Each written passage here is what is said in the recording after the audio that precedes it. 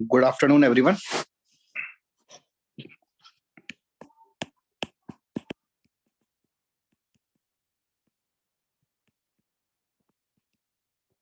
Definite integration, ये जो topic है वो जेई मेंस के अकॉर्डिंग काफी इंपॉर्टेंट है। JEE Mains as well as JEE advance, काफी सारे क्वेश्चंस इनके आते हैं। टॉपिक का कंसेप्ट रिलेटिवली सिंपल है और इसीलिए जेई एडवांस्ड में इसके थोड़े टफ क्वेश्चंस आते हैं। और डेफिनेट इंटीग्रेशन का बेसिक इनडेफिनेट से अपन शुरू करते हैं कि if integration of F x D x is equal to gx plus c. C is constant of integration. Then integration of fx dx a to b is equal to g of b minus g of a. ये जो है definite integration of F X from A to B, ये F X का A to B with sine area represent करता है। Let's say कि f X का graph इस तरह से है,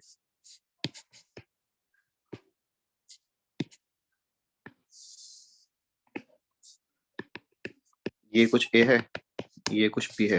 अगर मान लो ये वाला जो एरिया है ये 3 यूनिट है एंड जो ये वाला एरिया है, लेट्स से दिस एरिया इज 5 यूनिट्स।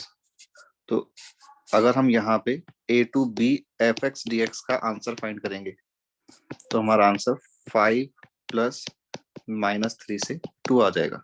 तो जो एरिया अबव एक्स एक्सिस है वो पॉजिटिव एरिया और जो एरिया बिलो एक्स एक्सिस है वो नेगेटिव एरिया। इंटीग्रेशन में जो हमने डेफिनेट इंटीग्रेशन में बात की थी वो सारे के सारे इंडेफिनेट में वो सारे के सारे मेथड तो यहाँ पे एप्लीकेबल हैं ही, बस अपन को लास्ट में लिमिट लगा देनी है। और इसमें जैसे अगर कोई एक क्वेश्चन को करने के 2 डिफरेंट वेज हैं तो लिमिट्स लगाने के बाद मैटर नहीं करता, हम दोनों में से कोई सा मेथड ले सकते हैं। फॉर एग्जांपल बोला जाए कि integration of x plus 1 whole square dx and 0 to 1 let say limit है, तो इसका सॉल्यूशन हम डायरेक्टली x प्लस 1 के होल स्क्वायर का integration x plus 1 whole cube by 3 and limits are from 0 to 1, और ये आ जाएगा 1 लिमिट पुट करने के बाद 2 क्यूब माइनस 1 क्यूब अपॉन 3। इस तरह से कर सकते हैं। या फिर अगर हमने इसको ओपन किया और इसको लिखा x square plus 2x plus 1 और तीनों टर्म्स का अलग अलग इंटीग्रेशन किया तो भी सेम आंसर आ जाएगा।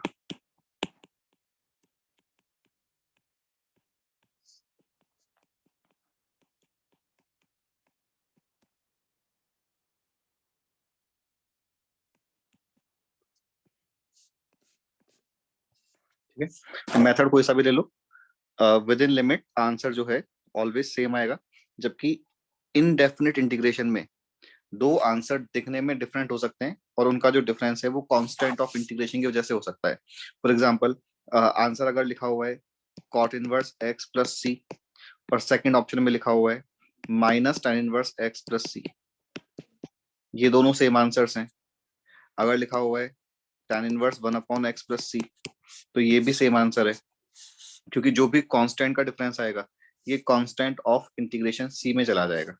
तो इन डेफिनेट इंटीग्रेशन में तो आंसर्स अलग अलग आ सकते हैं इस तरह से, और डिफरेंस वाला जो एक्सप्रेशन है वो कांस्टेंट में चला गया। बट डेफिनेट इंटीग्रेशन में सिंस हमने लिमिट्स अप्लाई कर दी तो जो एरिया आएगा वो किसी भी मेथड से सॉल्व कर लो सेम ही एरिया आएगा, सेम ही आंसर आएगा। इंटीग्रेशन बाय सब्स्टिट्यूशन अगर है, लेट्स से कि a to b f of gx into g dash x D x, अगर हमें इसको इंटीग्रेट करना है तो हमारा मेथड ये होगा कि let G X is equal to T, तो G dash x D X is equal to D T.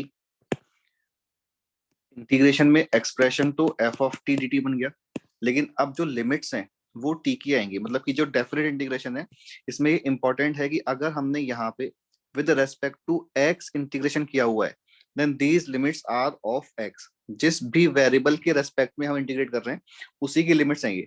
तो now since in this case ये डी के बाद टी लिखा हुआ है तो we are integrating it with respect to T. तो अभी जो यहाँ पे लिमिट्स आएंगी ये लिमिट्स टी की लिमिट्स होंगी। और at x equal to a t is equal to g of a and at x equal to b t is equal to g of b. therefore यहाँ पे जो लिमिट्स आ रही हैं वो लिमिट्स अब g of a to g of b इस तरह से हो जाएंगी। तो ये वाला इंटीग्रेशन इस वाली फॉर्म में कन्वर्ट हो गया। तो जब भी हम सब्स्टिट्यूट करेंगे डेफिनेट इंटीग्रेशन में हम इस तरह से लिमिट्स चेंज कर लेंगे। और अगेन इंपॉर्टेंट बात ये था कि जिस भी वेरिएबल के रेस्पेक्ट में हम इंटीग्रेट कर रहे हैं उस एक्सप्रेशन उस इंटीग्रेशन में जो लिमिट्स आएंगी वो भी उसी वेरिएबल की होंगी। नेक्स्ट चीज कि सिंस हम एरिया की बात कर रहे हैं तो एरिया यूं बोला जाए कि एक रेक्टेंगल है फॉर एग्जांपल, और ये rectangle x equal to 1 x equal to 5 y equal to 2 y equal to 8 इन लाइन से बन रहा है। ठीक है, तो एक क्वेश्चन तो ये बोला जाए कि find area bounded by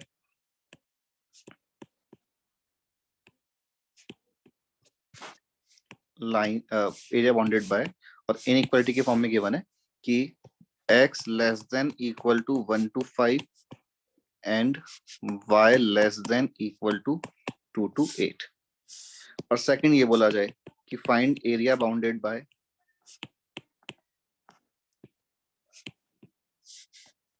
1 less than x less than 5 and 2 less than y less than 8। First वाले केस में हमने इनइक्वालिटी में इक्वालिटी भी लगा रखी है लेकिन सेकंड वाले केस में नहीं लगा रखी है। बट इन दोनों ही सिचुएशन में आंसर सेम आएगा। हमने x कोऑर्डिनेट्स का डिफरेंस 4 ले रखा है एंड y कोऑर्डिनेट्स का डिफरेंस 6 ले रखा है, तो हमारा आंसर दोनों ही सिचुएशन में 24 आएगा। तो इसका मतलब क्या कि एरिया में अगर हम इन लाइंस को इंक्लूड करें या ना करें मैटर नहीं करेगा। अभी तो हमने ओनली बाउंड्री पॉइंट्स को छोड़ा है, अगर हम बीच में भी 2-4 लाइन को हटा दें एरिया में से तो भी एरिया सेम ही आएगा। कहने का मीनिंग कि अगर ये बोला जाए कि फाइंड एरिया बाउंडेड बाय, और अभी लिखा हुआ है x belongs to 1 to 5 except 2, 3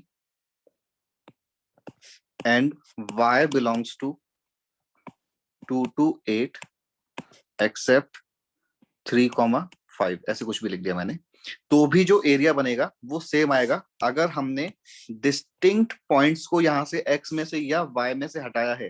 तो इसका मतलब क्या हुआ कि हमने डिस्टिंक्ट लाइंस को हटाया है, और लाइंस को हटाने से एरिया पे कोई इफेक्ट नहीं आएगा, या हॉरिजॉन्टल लाइन हो चाहे वर्टिकल लाइन हो, एरिया सारी सिचुएशंस में सेम आ जाएगा 24। अब इसका यूज क्या कि अगर क्वेश्चन ने ये बोला कि question solve 0 to 1 integration of ln x dx, तो ln x का integration x ln x minus x हो जाता है इनडेफिनेट इंटीग्रेशन। इसकी लिमिट्स लगाएंगे 0 to 1, तो अपर लिमिट पे तो ये 1 ln 1 माइनस 1 डिफाइन हो जाएगा, लेकिन लोअर लिमिट पे ln x डिफाइन नहीं होगा। तो इस सिचुएशन में अपन क्या करेंगे, लोअर लिमिट की वैल्यू फाइंड करने के लिए हम बोलेंगे माइनस, यहाँ पे मैं लिख रहा हूँ लोअर लिमिट, और वो जो लोअर लिमिट का एक्सप्रेशन है that will be equal to limit x approaching to 0 plus x ln x minus x। यानी कि हम बजाय एग्जैक्टली 0 पुट करने के x को 0 प्लस पुट कर लेंगे, और यही वाली बात हो गई कि हम इंटरवल का हम किसी भी फंक्शन का एरिया 0 to 1 में फाइंड करें या फिर 0 to 1 इंटरवल में फाइंड करें, सेम बात है।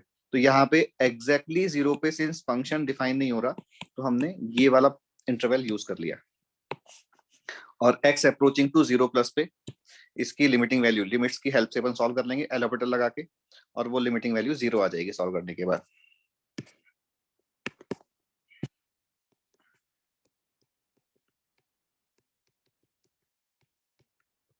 तो इस क्वेश्चन का फाइनल आंसर 0 माइनस 1 ये तो अपर लिमिट था, और 0 माइनस 0 ये लोअर लिमिट है, तो -1 आ जाएगा। ठीक है, तो अच्छा इसी का एक और एग्जांपल ऐसे भी हो सकता है कि एफ एक्स, या तुम लोग बताना इस क्वेश्चन का आंसर कि f x is equal to sine x when x is equal to n pi by 3 n pi by 6 and x plus 1 when otherwise. Here n is an integer. Find fx dx 0 to pi.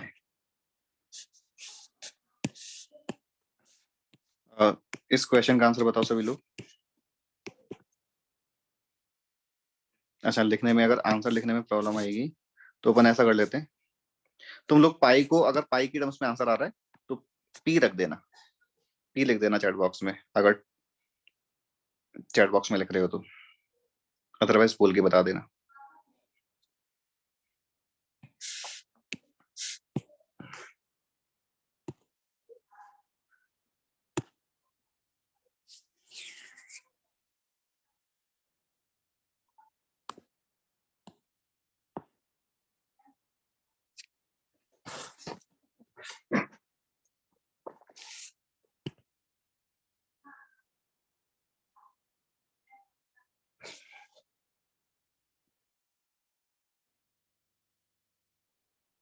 किसी का answer आया?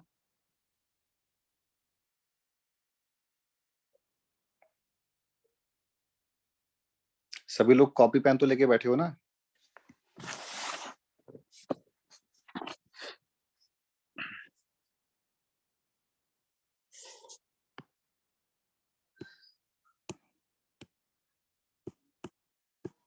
नहीं, ये वाला question तो वैसे 30 seconds का ही है, अगर प्रोवाइडेड, जो मैंने ऊपर बात बोली वो समझ आ गई, कि एरिया में डिस्टिंक्ट लाइंस को हटा दें तो मैटर नहीं करता। तो यहाँ पे जो साइन एक्स वाली डेफिनेशन है, ये डेफिनेशन तो डिस्टिंक्ट पॉइंट्स पे है, and this definition is in continuous interval. तो यहाँ पे हम ये डेफिनेशन यूज करेंगे एरिया फाइंड करने के लिए, ये नहीं करेंगे। अगर ग्राफ बनाएंगे तो y is equal to x plus one line ये बनेगी, लेकिन इस लाइन में से कुछ कुछ एक पॉइंट्स को हटा देना है। अगर हमें 0 से पाई की बात करनी है तो, कि 0, पाई/6, पाई/3, पाई/2 एंड 2 पाई/3 एंड सो ऑन, इन पॉइंट्स को हटा देंगे, और इन पॉइंट पे जो वैल्यू है, फंक्शन की वैल्यू, वो ये आ जाएगी।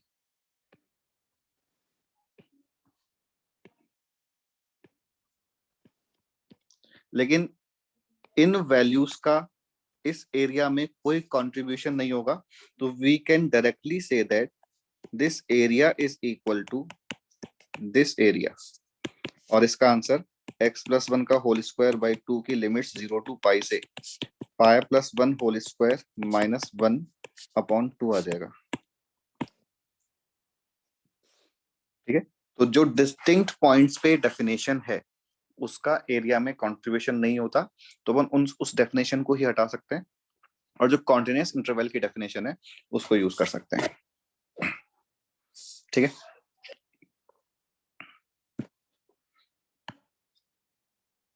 डेफिनेट इंटीग्रेशन में इंटीग्रेशन बाय सब्स्टिट्यूशन की बात करें और ये बोला जाए कि integration of x dx upon 4 minus x square का root, x is varying from 1 to √3।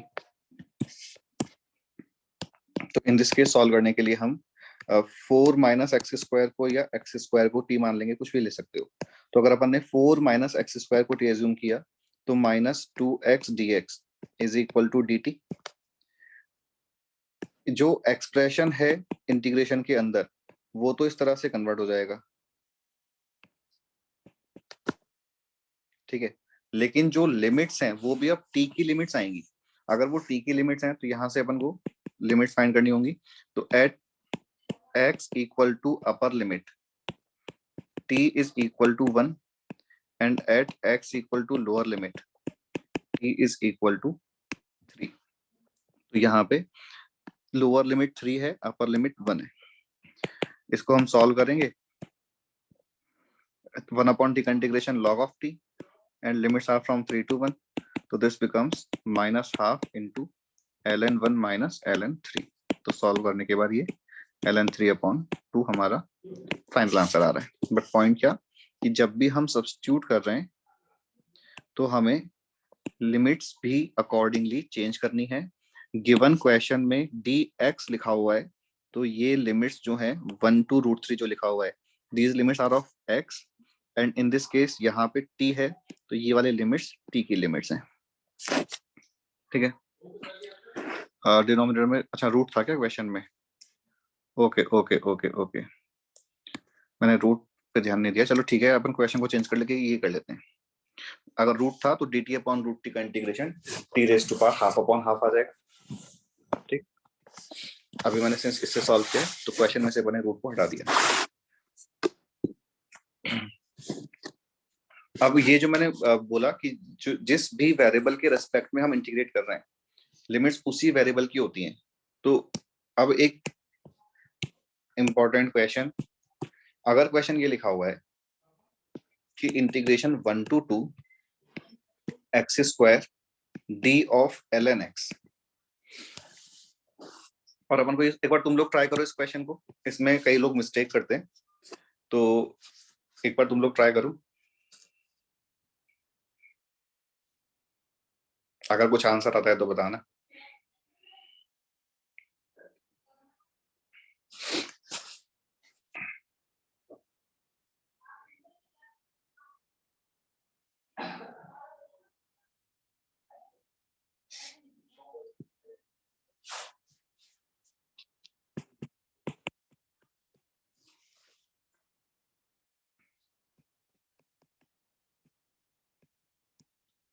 d of ln x यानी कि ln x का डेरिवेटिव, तो d ऑफ ln x को अपन 1 अपॉन x dx लिख सकते हैं।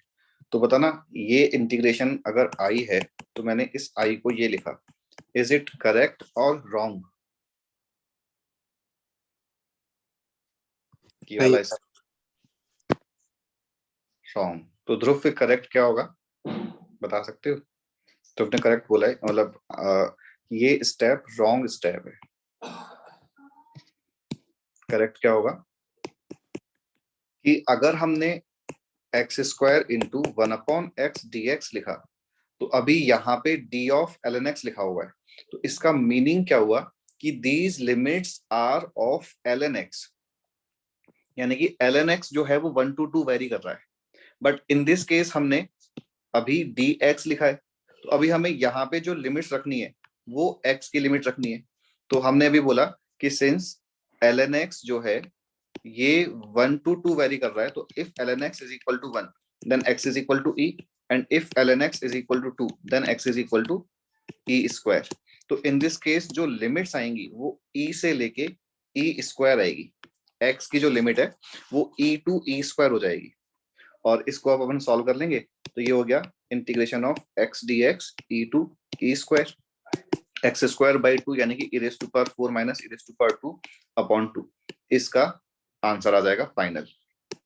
तो ये एक इंपॉर्टेंट पॉइंट है कि जो गिवन क्वेश्चन था उसमें d ऑफ ln x है, तो लिमिट्स ln x की हैं, that means ln x is varying from 1 to 2, तो उसको अपन ने जब सॉल्व किया तो x is varying from e to e square.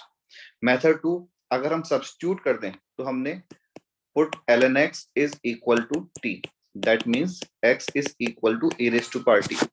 अगर हम ln x को t ले रहे हैं तो d of ln x is equal to dt आएगा, तो ये बन जाएगा x की जगह तो e raise to power t put किया और ln x की जगह dt पुट किया। अब तुम लोग बताना कि अभी जो मैं लिख रहा हूँ वो करेक्ट है कि रॉन्ग है, कि यहाँ पे हमने 1 to 2 लिखा, नाउ इज इट करेक्ट और रॉन्ग? ये तो गलत है। और लोग बताओ।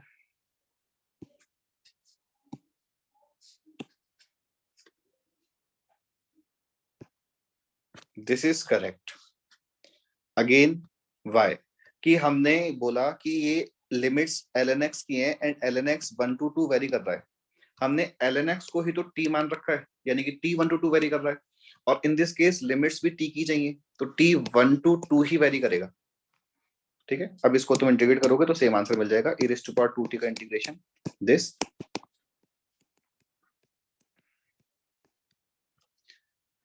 तो सिंस लिमिट सेम क्यों रहेगी? यहाँ पे हमने बोला कि गिवन क्वेश्चन में लिमिट्स ln x की हैं, तो ln x 1 to 2 वेरी कर रहा है, तो that means in this solution हमने ln x को ही t एज्यूम कर रखा है, तो अगर ln x 1 to 2 है तो t भी 1 to 2 हो जाएगा, और यहाँ पे हमें t की लिमिट्स तो चाहिए, तो t हमने 1 to 2 ही रखा हुआ है।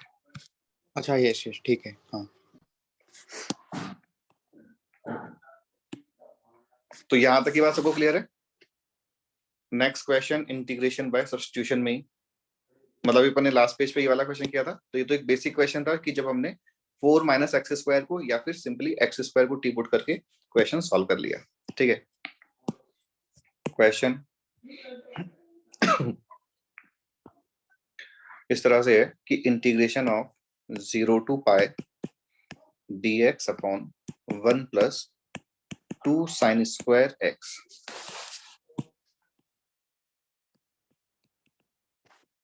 Integration of dx upon a plus b sine square x. इसको इनडेफिनेट सॉल्व करने का मेथड क्या होता है? ये हम सेक स्क्वायर एक्स से डिवाइड मल्टीप्लाई कर लेंगे,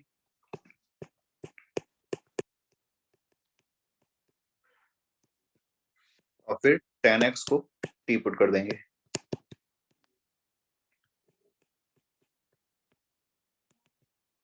इस मेथड से ये वाला क्वेश्चन सॉल्व करो और बताओ आंसर क्या आ रहा है।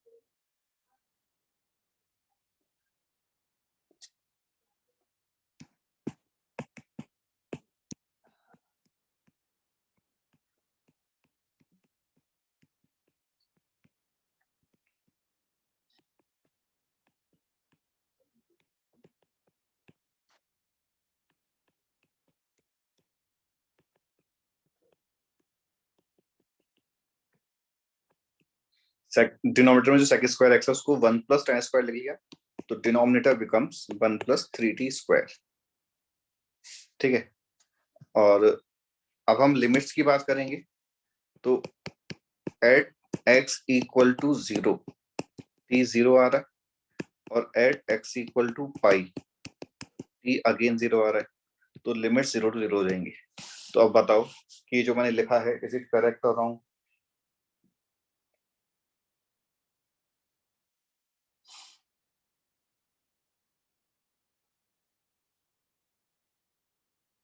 एनीवन? कि यहाँ तक जो मैंने लिखा है इंटीग्रेशन के सॉल्यूशन में, ये सही है या गलत है? और अगर रॉन्ग है तो बता सकते हो कि मिस्टेक कहाँ पर है।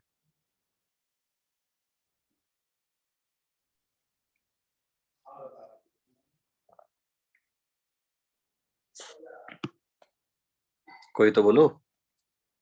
Sir x is equal to pi की x equal to pi put करेंगे तो यहाँ पे हमने पुट किया है, तो tan of pi is equal to 0, और पाई क्यों पुट किया? बिकॉज पाई अपर लिमिट है। बोला गया इससे ब्रेक करना पड़ेगा पाइवट पे, क्योंकि वहां वैल्यू इनफिनिट तक जाती है। हाँ बिल्कुल ठीक बात है। तो ये जो हमने लिखा है दिस इज रॉन्ग।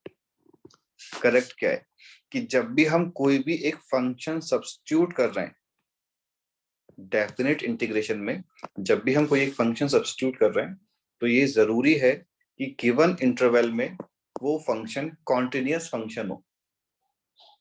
अभी हम tan x को 0 टू पाई में सब्स्टिट्यूट नहीं कर सकते, बिकॉज 0 टू पाई में tan x is not continuous. ठीक है, तो अभी ये मेथड रॉन्ग इसलिए हो गया because tan x is discontinuous at x equal to pi by 2, और पाई बाई 2 अभी 0 से पाई के बीच में लाई कर रहा है, तो इसलिए मेथड रॉन्ग है। फिर करेक्ट मेथड क्या है? करेक्ट मेथड ये है, अभी वैसे मैंने प्रॉपर्टी बताई नहीं, लेकिन तुम लोगों को प्रॉपर्टीज का ऑलरेडी आइडिया है कि हम कोई भी एक फंक्शन a टू b की जो लिमिट है उसको a to c plus c to b इस तरह से ब्रेक कर सकते हैं। तो हम पहले इस क्वेश्चन को लिखेंगे कि this question is 0 to pi by 2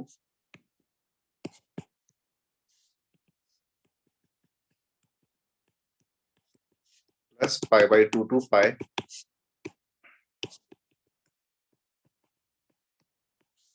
फिर इन दोनों में अलग अलग, इन दोनों को अलग अलग सॉल्व करेंगे और ये वाला मेथड लगा देंगे। मैं इसको नेक्स्ट पेज पे लेके जा रहा हूँ। तो हमने कहा कि I1 तो है 0 to pi by 2 dx upon 1 plus 2 sin square x और I2 is pi by 2 to pi dx upon 1 plus 2 sin square x। अब इन दोनों को ही सेम मेथड कि हमने sec square x से डिवाइड मल्टीप्लाई किया,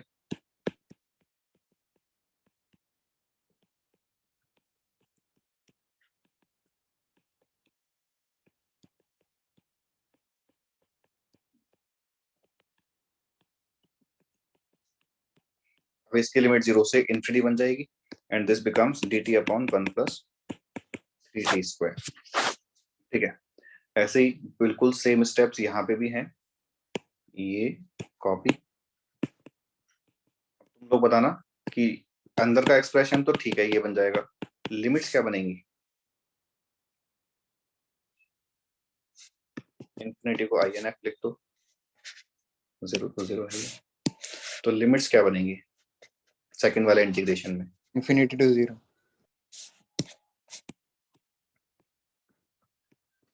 कुछ और आंसर किसी का? Infinity 0 same answer. अरे क्लास में टोटल 39 पार्टिसिपेंट है, 38 स्टूडेंट्स हैं, और लोग भी तो बोलो, सिर्फ 2 लोग बस बात कर रहे हैं, प्रवचन थोड़ी चल रहे हैं। समझना है अपन को, और जब तक अपन कुछ डिस्कस नहीं करेंगे, जब तक अपन कोई आंसर डिसाइड नहीं करेंगे, तब तक हमें फिर चीज समझ भी नहीं आएगी। आंसर डिसाइड करोगे तो आंसर में मिस्टेक करोगे तो पता लगेगा कि हाँ ये मिस्टेक की थी। तो ये infinity to 0 is again wrong. In this case interval है pi by 2 to pi, and ये इंटरवल सेकंड क्वाड्रेंट का इंटरवल है। तो हम जो एंगल डायग्राम, या हम जो ये एक्स एक्सिस पे अगर एंगल 0 है, पाई बाई 2 है, पाई है, तो हमें जो एंगल चाहिए वो ये वाले इंटरवल में चाहिए। तो हम पाई बाई 2 प्लस से लेके पाई तक की बात करेंगे, और सेकंड क्वाड्रेंट में 10x की वैल्यू नेगेटिव आती है, तो इन दिस केस जो लिमिट्स आएंगी वो माइनस इंफिनिटी से 0 आएगी। इन दिस केस जो लिमिट्स आएंगी वो माइनस इंफिनिटी टू 0 आएगी, प्लस इंफिनिटी टू 0 नहीं आएगी, बिकॉज यहाँ पे इन दिस केस तो जो पाई बाई 2 था वो एक्चुअल में फर्स्ट क्वाड्रेंट वाला पाई बाई 2, मतलब कि पाई बाई 2 माइनस है, तो फर्स्ट क्वाड्रेंट में 10x की वैल्यू पॉजिटिव आएगी, तो यहाँ तो हमने प्लस इंफिनिटी रखा, जबकि in this case pi by 2 to pi है, तो that means pi by 2 plus है, और सेकंड क्वाड्रेंट में 10x की वैल्यू नेगेटिव होती है, तो लिमिट माइनस इंफिनिटी से 0 आएगी। ठीक है, अब इसको अपन आगे सॉल्व कर लेंगे और हमारा आंसर आ जाएगा। तो ये चीज यहाँ पे इंपॉर्टेंट है कि जब भी हम कुछ सब्स्टिट्यूट करेंगे तो पहले तो चेक करना है कि वो जिस फंक्शन को हम सब्स्टिट्यूट कर रहे हैं वो फंक्शन कॉन्टिन्यूस होना चाहिए उस इंटरवल में। अगर कॉन्टिन्यूस नहीं है तो हमने जैसे अभी ये वाला क्वेश्चन सॉल्व किया था कि पाई बाई 2 पे ब्रेक कर लिया और फिर दोनों इंटीग्रेशंस को अलग अलग सॉल्व कर लिया। और अब इन दिस केस, हाँ सर ये क्वेश्चन में सर एक प्रॉपर्टी होती है कि अगर हम लोग किंग्स रूल लगाए और वही सेम फंक्शन हाँ आता है, ठीक है, डिवाइड बाय हो जाता है, उससे बिल्कुल हो जाएगा, उससे हो जाएगा। अभी हम बात कर रहे हैं बिल्कुल बेसिक की, अभी तो प्रॉपर्टी एप्लीकेबल है, बट अगर किसी सिचुएशन में प्रॉपर्टी एप्लीकेबल नहीं है तो उस सिचुएशन में अपन को इन चीजों का ध्यान रखना है। इसलिए मैंने अभी तक प्रॉपर्टी और मतलब बताई नहीं है, मैं अब इसके बाद बताऊंगा जस्ट। तो जब भी हम सब्स्टिट्यूट कर रहे हैं फंक्शन कॉन्टिन्यूस होना चाहिए, और हमें इस तरह की चीजों में ध्यान रखना है कि इंटरवल कौन सा है, फर्स्ट क्वाड्रेंट है कि सेकंड क्वाड्रेंट है, और इन दिस केस सेकंड I2 में इंटरवल सेकंड क्वाड्रेंट का है, तो लिमिट्स माइनस इंफिनिटी टू 0 आ जाएगी। अब इसको सॉल्व कर लोगे, सॉल्व करने के बाद हमारा आंसर, फाइनल आंसर जो I का आता है I1 प्लस I2 से ये पाई अपॉन √3 आ जाता है। इसका भी पाई बाई 2 √3 आता है आंसर, और इसका भी पाई बाई 2 √3 आता है आंसर। ठीक है, अब हम बात करें प्रॉपर्टीज की। प्रॉपर्टी में फर्स्ट 3 प्रॉपर्टी तो सिंपल सी हैं कि integration of fx dx a to b लिखा जाए, या फिर integration of ft dt a to b लिखा जाए, एक ही बात है।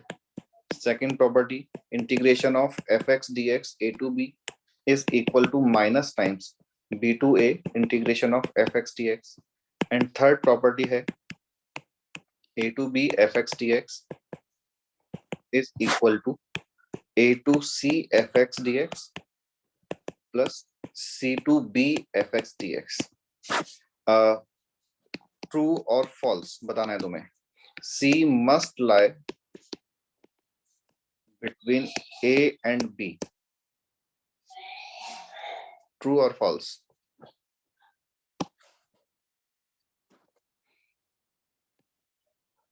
True. True.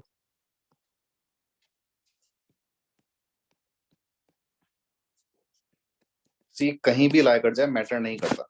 अगर इस तरह से है कि 2 to 5 fx dx, तो हम इसको 2 to 8 fx dx plus 8 to 5 fx dx लिख सकते हैं।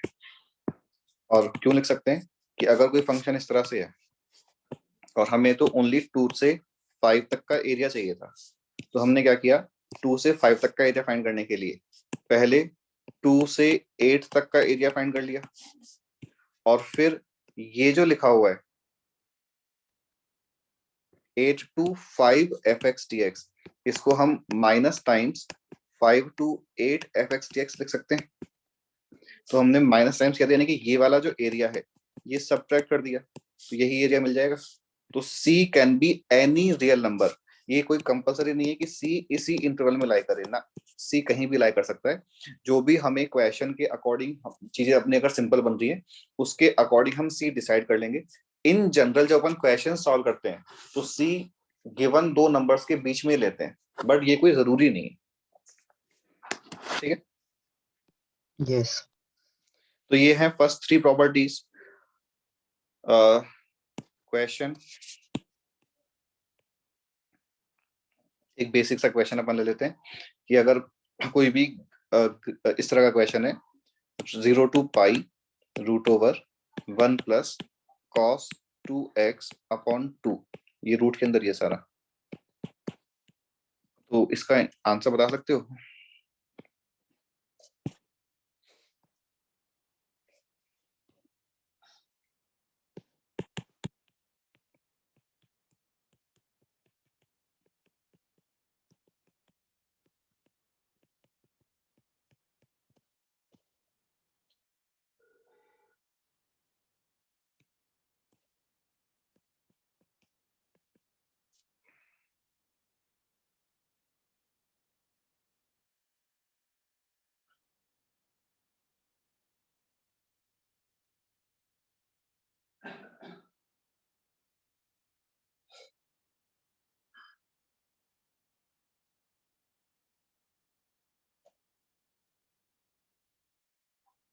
जिसका भी आंसर है, मैंने ऑप्शंस लिख दिए हैं। तो ध्रुव ने बोला ए Two. ऑप्शन 2. 2। देखो कई बार एग्जाम में, जैसे अभी मैंने लास्ट वाला क्वेश्चन लिखा था, एक बार देखो ये चीज एग्जाम में काफी हेल्पफुल है। लास्ट वाला क्वेश्चन ऐसे था कि 0 to pi dx upon 1 plus 2 sine square x, और इसको हमने अगर 10x वगैरह सब्स्टिट्यूट किया, जो हमने पहले मेथड बताया था कि इंटीग्रेशन की लिमिट्स को 0 to 0 कर दिया, तो हमें क्लियर हो जाएगा कि इसका इंटीग्रेशन तो 0 आएगा, जब भी अपर एंड लोअर लिमिट सेम है आंसर 0 आ जाएगा। ठीक है, लेकिन अब हमें थोड़ा ये भी सोचना चाहिए ऑब्जर्वेशन कि this function is always a positive function, 1 upon 1 plus 2 sine square x, squaring हो रखी है तो ये कभी नेगेटिव होगा ही नहीं। अगर ये पॉजिटिव फंक्शन है जिसका एक नॉन जीरो फाइनाइट इंटरवल में एरिया चाहिए, तो answer must be a positive number, तो 0 नहीं आ सकता। और सेम लॉजिक यहाँ पे है कि रूट का आउटपुट कभी भी नेगेटिव नहीं होता, तो ये ऑलवेज पॉजिटिव फंक्शन हो गया जिसका आंसर एक फाइनाइट नॉन जीरो इंटरवल में चाहिए, तो आंसर 0 तो आ ही नहीं सकता। लेकिन अगर हम यहाँ पे ध्यान, अच्छा तुम लोगों ने 2 जो फाइंड किया होगा वो वही आगे वाली प्रॉपर्टीज यूज करके फाइंड कर लिया होगा, लेकिन मेरा पर्पस है यहाँ पे प्रॉपर्टी 3 प्लस ब्रेक हो जाएगा 0 to पाई उससे। हाँ, इसमें मतलब अगर हम जैसे जिनका 0 आंसर आया है उन्होंने क्या मिस्टेक की है कि 1 plus cos 2x is 2 cos square x, और उसके बाद 2 तो कैंसिल हो गया, कॉस स्क्वायर एक्स के रूट को कॉस एक्स लिख दिया, और ये रॉन्ग है। क्यों है रॉन्ग? मॉड्यूलस आना चाहिए x पे, मॉडुलस आना चाहिए, ये यहाँ पे मॉड आएगा, और मॉड की वजह से अब इस फंक्शन को मॉड ऑफ एक्स या मॉड ऑफ एफ एक्स अपनी डेफिनेशन उन पॉइंट पे चेंज करेगा जब मॉड के अंदर का एक्सप्रेशन 0 हो जाएगा, तो इसलिए अपन 0 से पाई बाई 2 में अलग ब्रेक कर लेंगे, और π/2 से पाई में प्रॉपर्टी 3 के अकॉर्डिंग अलग ब्रेक कर लेंगे। π/2 से पाई इंटरवल में ये mod with negative sign open होगा। 0 से π/2 में cos x का एरिया 1 है, तो हमारा फाइनल आंसर 1 + 1 2 आ जाएगा।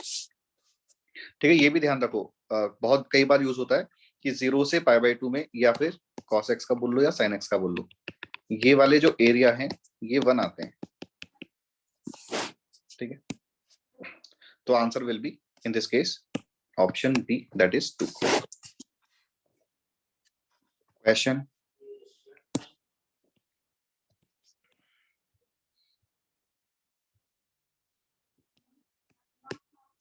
x dx upon 1 + x into 1 + x square 0 to infinity। ये क्वेश्चन थोड़ा सा टाइम लग सकता है, पर बताओ मेथड क्या लगाओगे। चलो सॉल्व नहीं करोगे तो मेथड तो बताओ। Last slide, just a minute.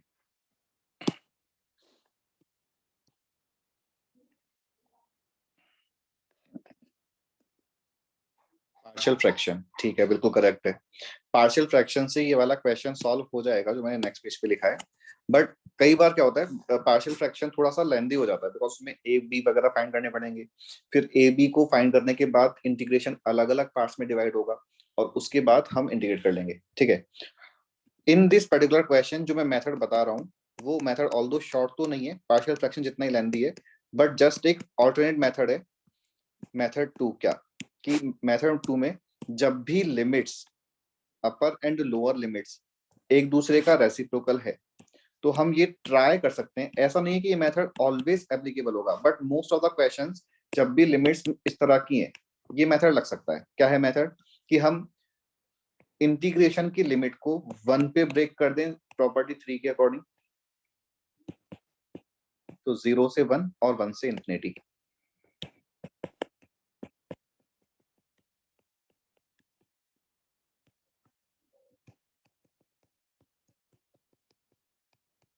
ठीक है, अब ये जो दोनों इंटीग्रेशंस हैं इन दोनों में से किसी भी एक इंटीग्रेशन को सिंप्लीफाई कर लें। जैसे ये I1 है और ये I2 है, तो हमने I2 में चेंज किया कि I2 में x को 1/t रिप्लेस किया, that is dx - 1/t² dt हो जाएगा।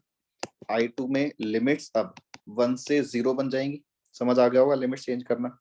x की जगह पे 1/t है, dx के प्लेस पे -1/t² dt है, डिनोमिनेटर में 1 + 1/t और 1 + 1/t²। ये सारा सिंप्लीफाई करोगे तो ये 0 से 1 dt अपॉन 1 + t 1 + t² बन रहा है। तो हमने यहाँ पे जो ये वाला स्टेप था यहाँ तो थर्ड प्रॉपर्टी का यूज किया। ठीक है, सब्स्टिट्यूट करने के बाद जो ये माइनस साइन आ रहा है, इस माइनस साइन की हेल्प से हमने लिमिट्स जो 1 to 0 थी इनको 0 to 1 में कन्वर्ट कर लिया, तो प्रॉपर्टी 2 का यूज कर लिया। और फिर प्रॉपर्टी 1 का यूज करके इस एक्सप्रेशन को हम dx upon 1 + x 1 + x² 0 to 1 ऐसे बोल सकते हैं। ठीक है, तो ये हमने प्रॉपर्टी 1 का यूज कर लिया। अभी तक की बात क्लियर है कि हमने ओनली I2 को चेंज किया है।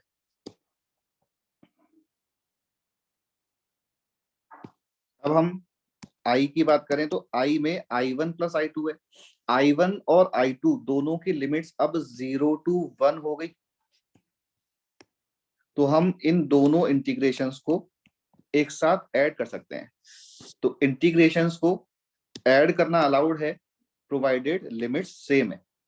तो इन दिस केस हमने बोला फर्स्ट एक्सप्रेशन तो I1 में तो ये लिखा हुआ है और I2 में ये लिखा हुआ है।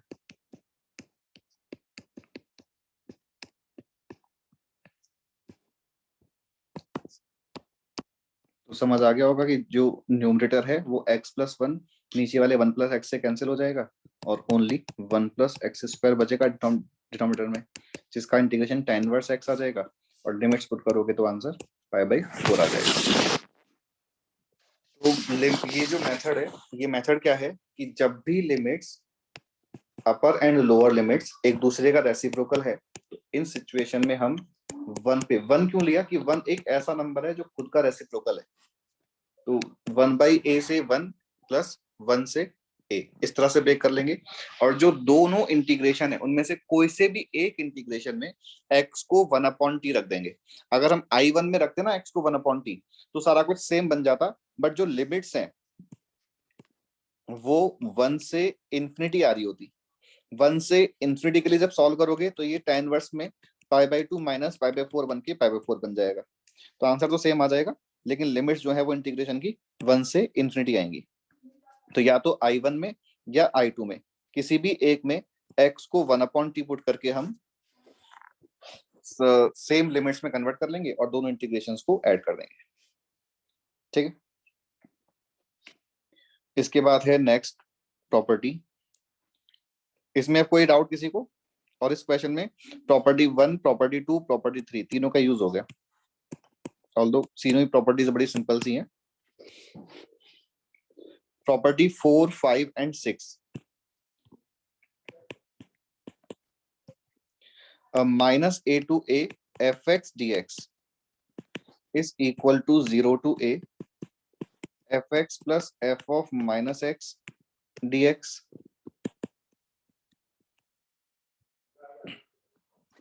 I2 में x क्यूब आएगा ना न्यूमरेटर में, I2 में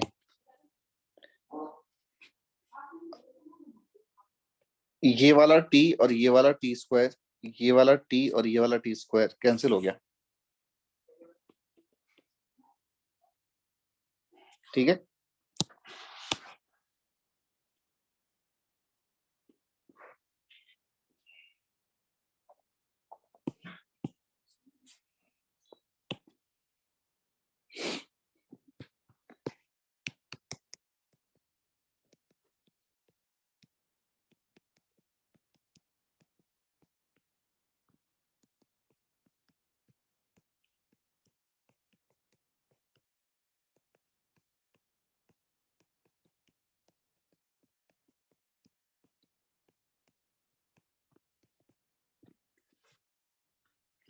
ये प्रॉपर्टी 4, 5, 6 है और जनरली यूज तब आता है जब कोई मतलब अब जैसे हमने इनडेफिनेट इंटीग्रेशन में ये डिस्कस किया हुआ है ऑलरेडी कि कई सारे फंक्शंस ऐसे हैं जो जिनका इंटीग्रेशन करने का मेथड हमें नहीं आता। फॉर एग्जांपल e⁻x² या sin of x², in functions को हम इनडेफिनेटली इंटीग्रेट नहीं कर सकते, लेकिन अगर हम कुछ पर्टिकुलर लिमिट्स यूज कर लें तो उन पर्टिकुलर लिमिट्स में उन प्रॉपर्टीज का यूज करके हम उन फंक्शंस के इंटीग्रेशन का आंसर बता सकते हैं अगर डेफिनेट इंटीग्रेशन है तो।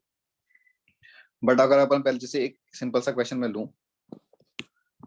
कि ये है dx अपॉन 1 प्लस √10x, तो ये वाला फंक्शन इनडेफिनेटली इंटीग्रेट नहीं हो सकता, लेकिन अब लिमिट्स को अगर हमने यहाँ पे π/6 से π/3 कर दिया तो इसका इंटीग्रेशन हम बता सकते हैं। तो तुम लोग बताओ। किंग्स लग जाएगा ना। तुम किंग्स किसे बोलते हो, प्रॉपर्टी 5 को? हाँ सर। और 6 या 4 का कुछ नाम है क्या? नहीं। ओके, तो प्रॉपर्टी 5 की हेल्प से हम π/6 π/3 सेम लिमिट, और ये x के प्लेस पे a plus b minus X that is π/2 minus X आ जाएगा। तो डिनोमिनेटर में √cot x बन जाएगा। cot को 1/10 लिखा, तो √10x अपॉन 1 प्लस √10x, तो ये i था और ये भी i है, तो इन दोनों को ऐड किया तो 2i is equal to 1 dx हो जाएगा।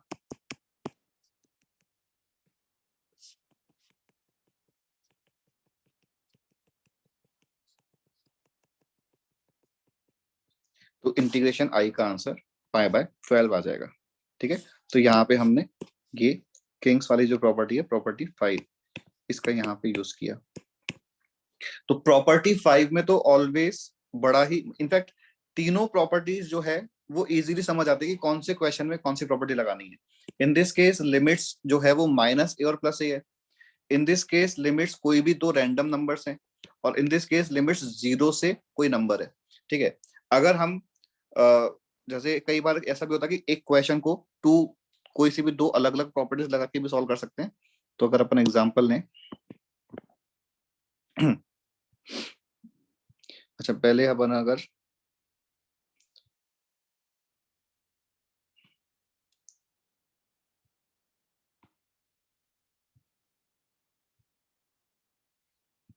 ये जो अपन ने लिखा था ना प्रॉपर्टी नंबर 4, तो इसमें F X plus F of minus X D X आ रहा है।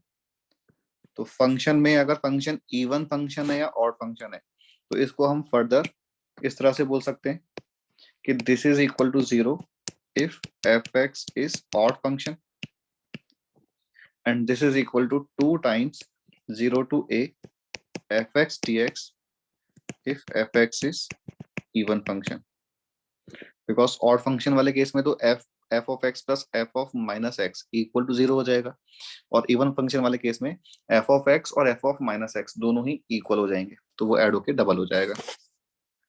वैसे ही प्रॉपर्टी नंबर 6 जो है इसमें बोल सकते हो, अब वही है क्योंकि खास बात तो नहीं है, बट अगर कभी f of 2a minus x is equal to f x है तो ये वाला इंटीग्रेशन जो है वो 2 times 0 to a f x D x हो जाएगा। और अगर f of 2a minus x is equal to minus f x है तो ये इंटीग्रेशन 0 हो जाएगा। और समझने के लिए कि अगर साइन x का 0 से 2 पाई में बात कर रहे हैं तो sine of 2 pi minus x minus sine x के इक्वल हो जाता है, तो ऐड करने से ये 0 बन जाएगा। और अगर हम cos of 2 pi minus x बोलेंगे तो cos of 2 pi minus x equal to cos x होता है, तो वो ऐड होके डबल हो जाएगा।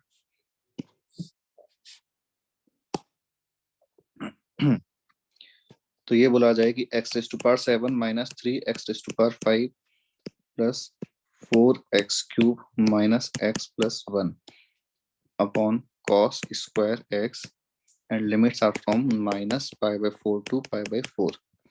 जल्दी से बताओ आंसर।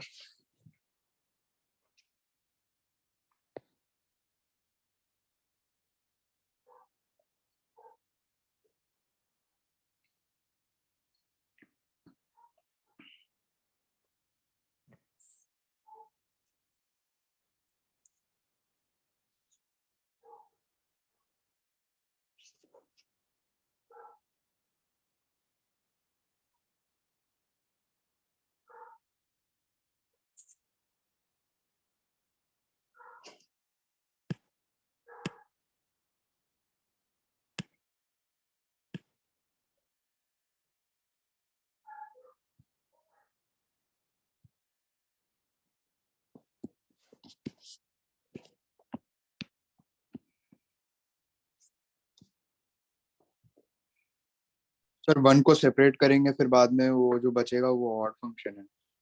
तो आंसर तो बताओ। जेई मेंस लेवल का क्वेश्चन है ये, तो जेई मेंस में अपन को 2 मिनट मिलते हैं क्वेश्चन को सॉल्व करने के लिए। शुभंकर ने बोला 0। नहीं शुभंकर, ये कंप्लीटली ऑड फंक्शन नहीं है। अभी जो फंक्शन लिखा हुआ है ये neither even nor odd function लिखा हुआ है।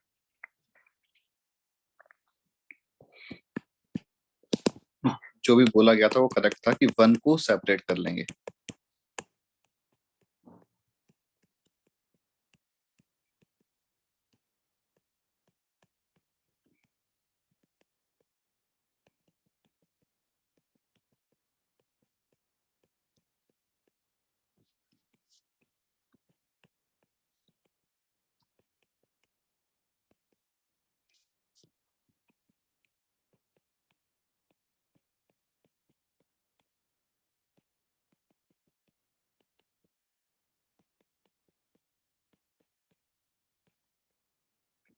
sec स्क्वायर x का इंटीग्रेशन 10x और 10x की लिमिट 0 से पाई बाय 4 में आंसर 1 आ जाएगा।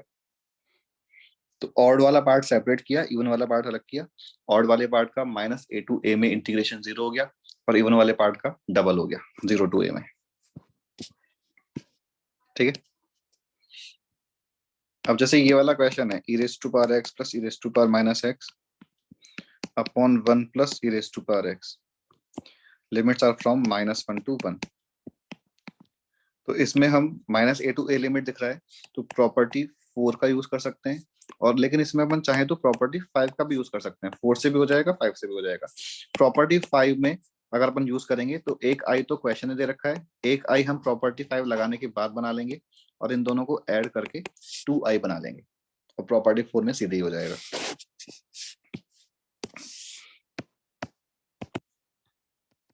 -1 to 1 fx dx is equal to 0 to 1 fx, अगर हम प्रॉपर्टी 4 अप्लाई कर रहे हैं, plus f of -x।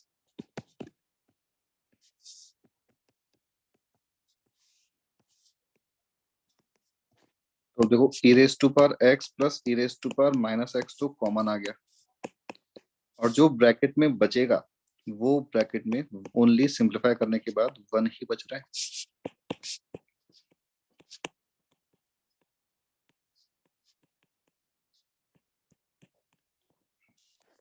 e -1 upon e इस क्वेश्चन का आंसर आ जाएगा।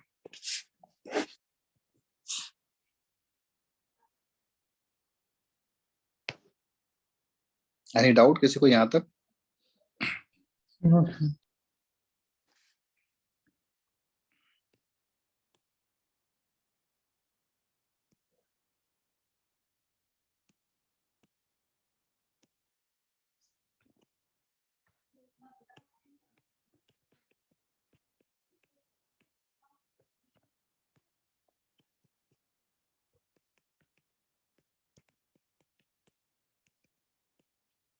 वन मिनट में ये इजीली सॉल्व कर सकते हो फाइनल आंसर तक, और 30 सेकेंड चैट बॉक्स में लिखने के लिए एक्स्ट्रा।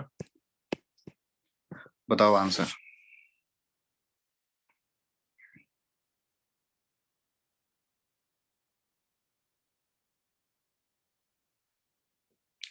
लास्ट पेज मैंने वो हटा दिए सारे। लास्ट वाला जो तुम्हें सबसे लास्ट वाला क्वेश्चन देखना है क्या?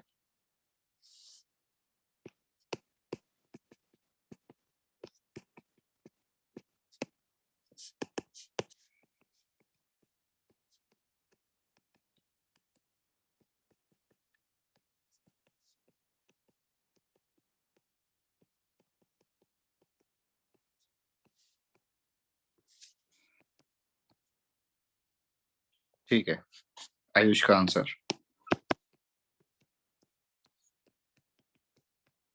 मैंने ये लिखा था लास्ट वाले सॉल्यूशन में। तो अगर कोई डाउट है तो बताना। Step 1, step 2, step 3, step 4। और किसी का आंसर 1/10/0 आया?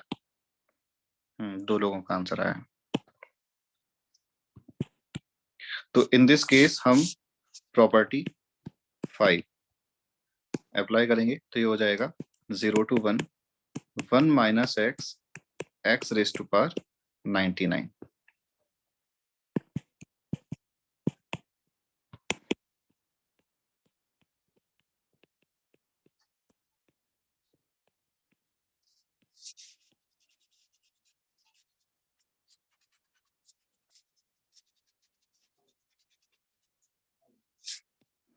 ठीक है, इसका इंटीग्रेशन x की पावर 100/100 माइनस x की power 101/101 limit 0 to 1 that is 1/100 minus 1/101।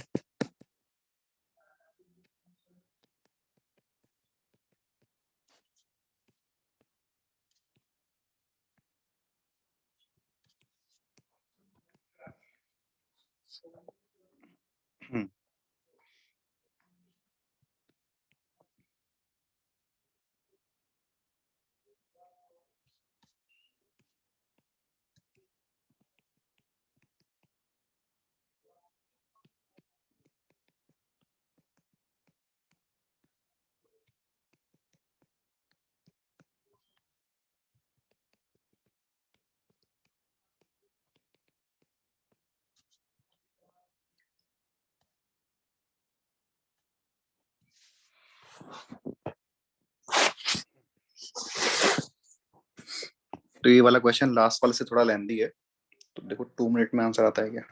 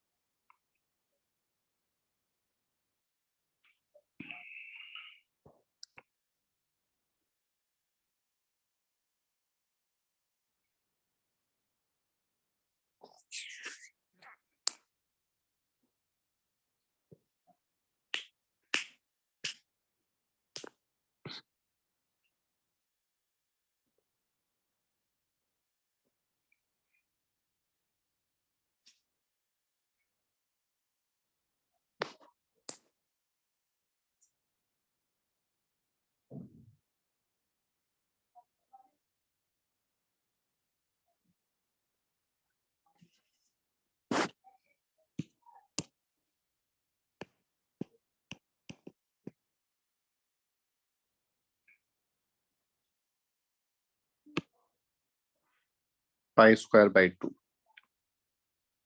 Pi square by 2 दोनों का ही सेम आ रहा है।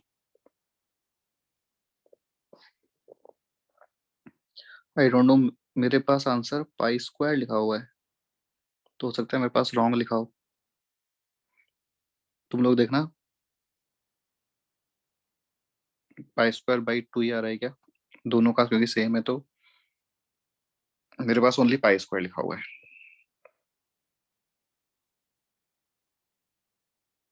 तो ये और कंफर्म करो।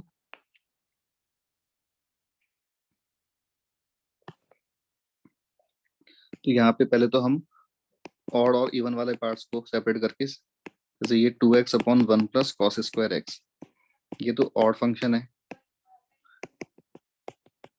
और 2x sine x upon 1 plus cos square x ये इवन फंक्शन है।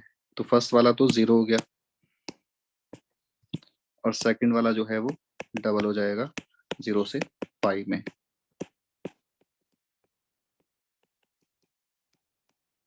पाई स्क्वायर बाई 2 है ना।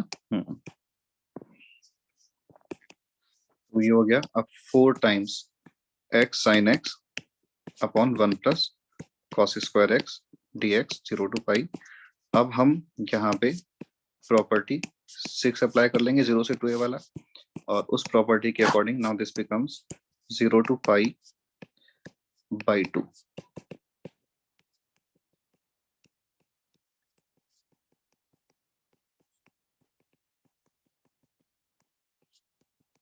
अभी मैं सारे स्टेप्स प्रॉपर्ली लिख रहा हूँ, अदरवाइज एग्जाम में अगर डायरेक्टली समझ आ रहा है तो हम स्टेप्स को स्किप कर सकते हैं। ठीक है, तो प्रॉपर्टी 6 जब लगाओगे तो ये बन रहा है 0 से पाई बाई 2। फर्स्ट तो है x, दोनों का डिनोमिनेटर सेम है। एक मिनट, यहाँ पे कॉस स्क्वायर है, मैं नेक्स्ट पेज पे लिख देता हूँ कि अभी मैंने लास्ट स्टेप जो लिखा था वो ये था कि 4 times integration of 0 to pi by 2 x sine x upon 1 plus cos square x plus pi minus x sine of pi minus x, जो साइन एक्स के इक्वली हो जाता है sine of pi minus x.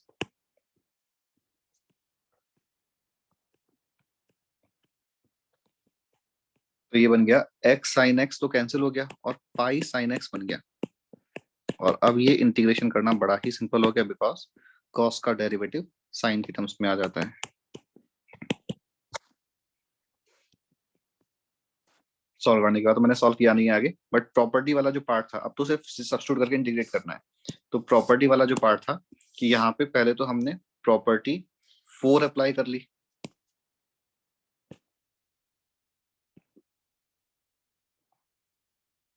जिससे इसको तो 0 बोल दिया और इसको double of 0 to pi integration बोल दिया, और फिर प्रॉपर्टी 6 अप्लाई कर ली।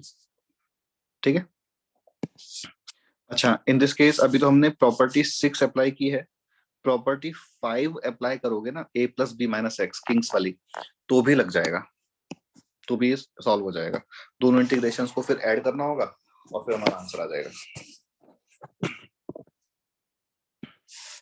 प्रॉपर्टी 6 में हमें एज अ रिजल्ट ये इंटीग्रेशन भी याद रखना होता है कि 0 से पाई by 2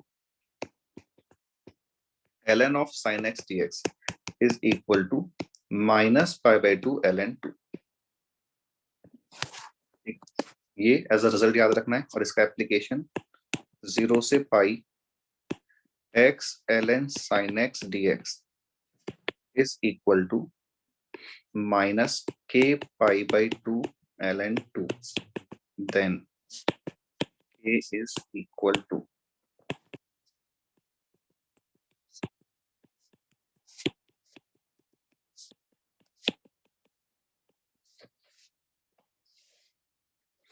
0 to pi x ln sin x dx is equal to k pi by 2 ln 2 with a negative sign.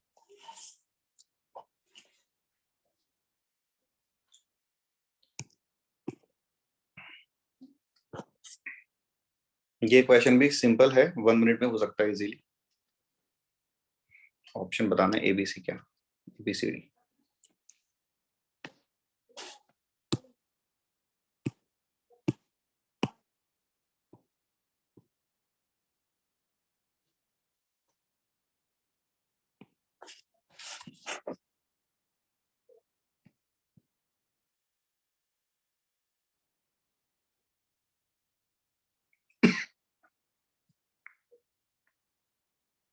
नहीं, अब तक तो आ जाना चाहिए था आंसर, सिंपल ही क्वेश्चन है. तो यहाँ पे 0 to pi x ln sin x dx property 6 apply किया तो 0 से पाई by 2 x ln sin x plus pi minus x pi, correct है. ln sin x dx और ये बन जाता है pi ln sin x dx.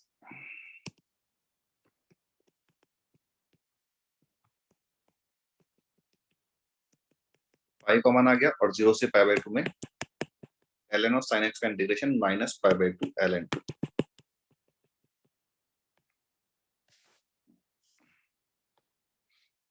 Sir आप प्रीवियस पेज दिखा सकते हैं?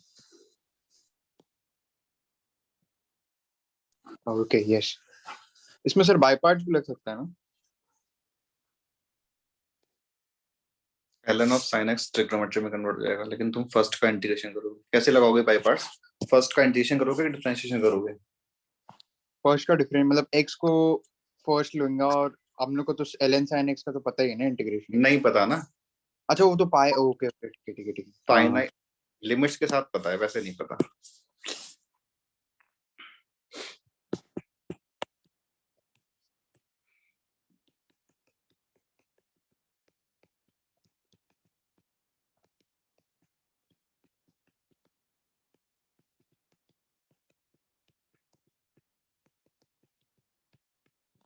सेवंथ प्रॉपर्टी की if f is periodic function और 0 टू n t, यहाँ पे हमने m और n जो भी मैं यूज कर रहा हूँ वो सारे के सारे इंटीजर्स हैं. तो 0 टू n t fx का इंटीग्रेशन जो है n times 0 to t fx का इंटीग्रेशन हो जाएगा. अगर m इंटू टी से n इंटू टी तक कोई इंटीग्रेशन करना है fx का, तो इसका answer n minus m times 0 to t fx dx हो जाएगा. अगर ये बोला जाए a प्लस m t से b plus n t fx dx, तो इसका आंसर a टू b वाला तो अलग और एम टी से एन टी वाला अलग हो जाएगा, जिसका आंसर हम n minus m times 0 to T. तो ये सारी बातें समझ आती है. तो ऑब्वियसली ये वाला जो प्रॉपर्टी है वो पीरियोडिक फंक्शन के लिए एप्लीकेबल है. अब पीरियोडिक फंक्शन में जो sine X, cos X, sec X and cosec X, इन सबके तो फंडामेंटल पीरियड 2 पाई है और sec X sorry tan X, cot X और सारे के सारे ट्रिग स्क्वायर एक्स, इनके फंडामेंटल पीरियड्स पाई हैं और फ्रैक्शनल पार्ट ऑफ एक्स का फंडामेंटल पीरियड 1 है. तो अगर क्वेश्चन ने ये बोला कि integration of e raise to power fractional part of 3x minus 1 to 2,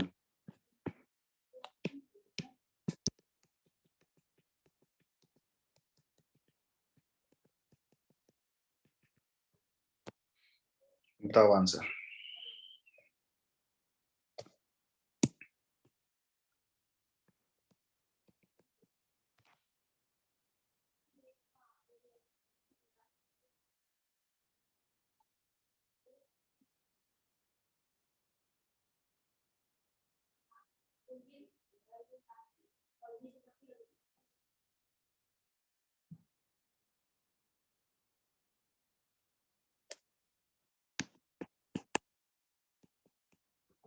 नहीं, 1 नहीं है आंसर।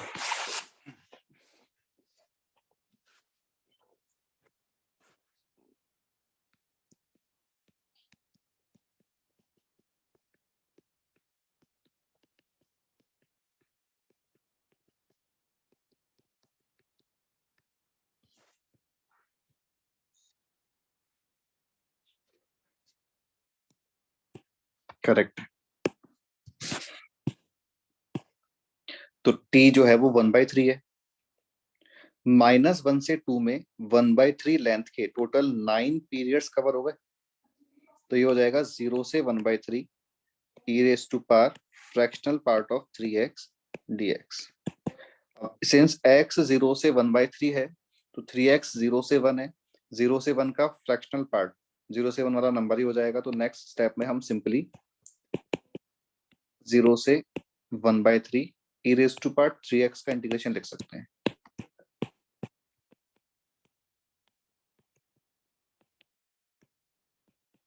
सर आपने वो 9 वो वाला आपने सेकंड स्टेप कैसे लिखा? 0 to 1/3 लिमिट्स पुट किया कैसे? ये ना, तो हमने बोला कि ये जो क्वेश्चन लिखा हुआ है we can treat it this question as -3 into 1/3 और यहाँ पे 6 into 1/3, क्योंकि t जो है वो 1/3 है। तो मैं यहाँ पे t लिख देता हूँ। और हमने अभी लास्ट पे से प्रॉपर्टी क्या लिखी थी? ठीक T यस, है ना? तो पीरियड नहीं पता था उसका। हाँ ठीक।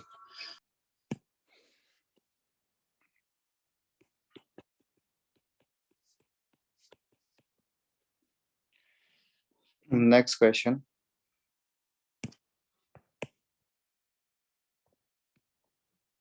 Zero to n pi plus theta mod of cos x where theta belongs to pi/2 to pi and n belongs to integer।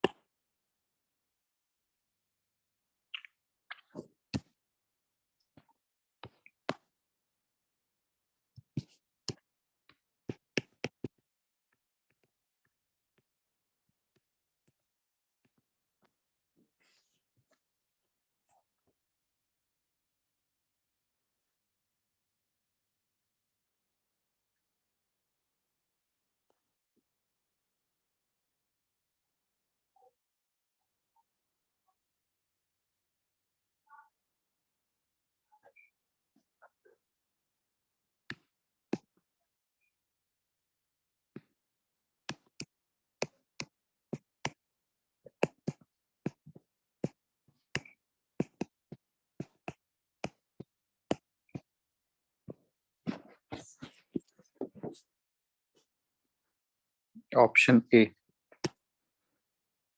और किसी का आंसर?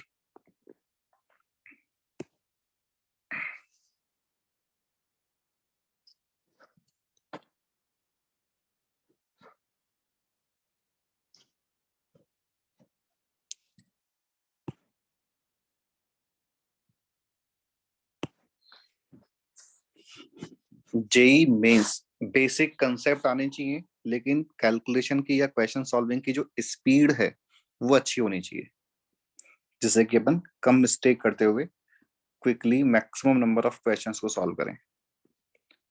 तो सारा स्पीड का मतलब टाइम का मैनेजमेंट है जेई मेंस का जो एग्जाम है। ऑप्शन ए जो है वो करेक्ट है। और हमने जो भी प्रॉपर्टी बताई थी उसके अकॉर्डिंग इसको इस तरह से ब्रेक किया। अब मॉड ऑफ कॉस एक्स में अब लिमिट 0 से थीटा है, तो 0 से मॉड ऑफ कॉस एक्स अपनी डेफिनेशन पाई बाय 2 पे चेंज करता है।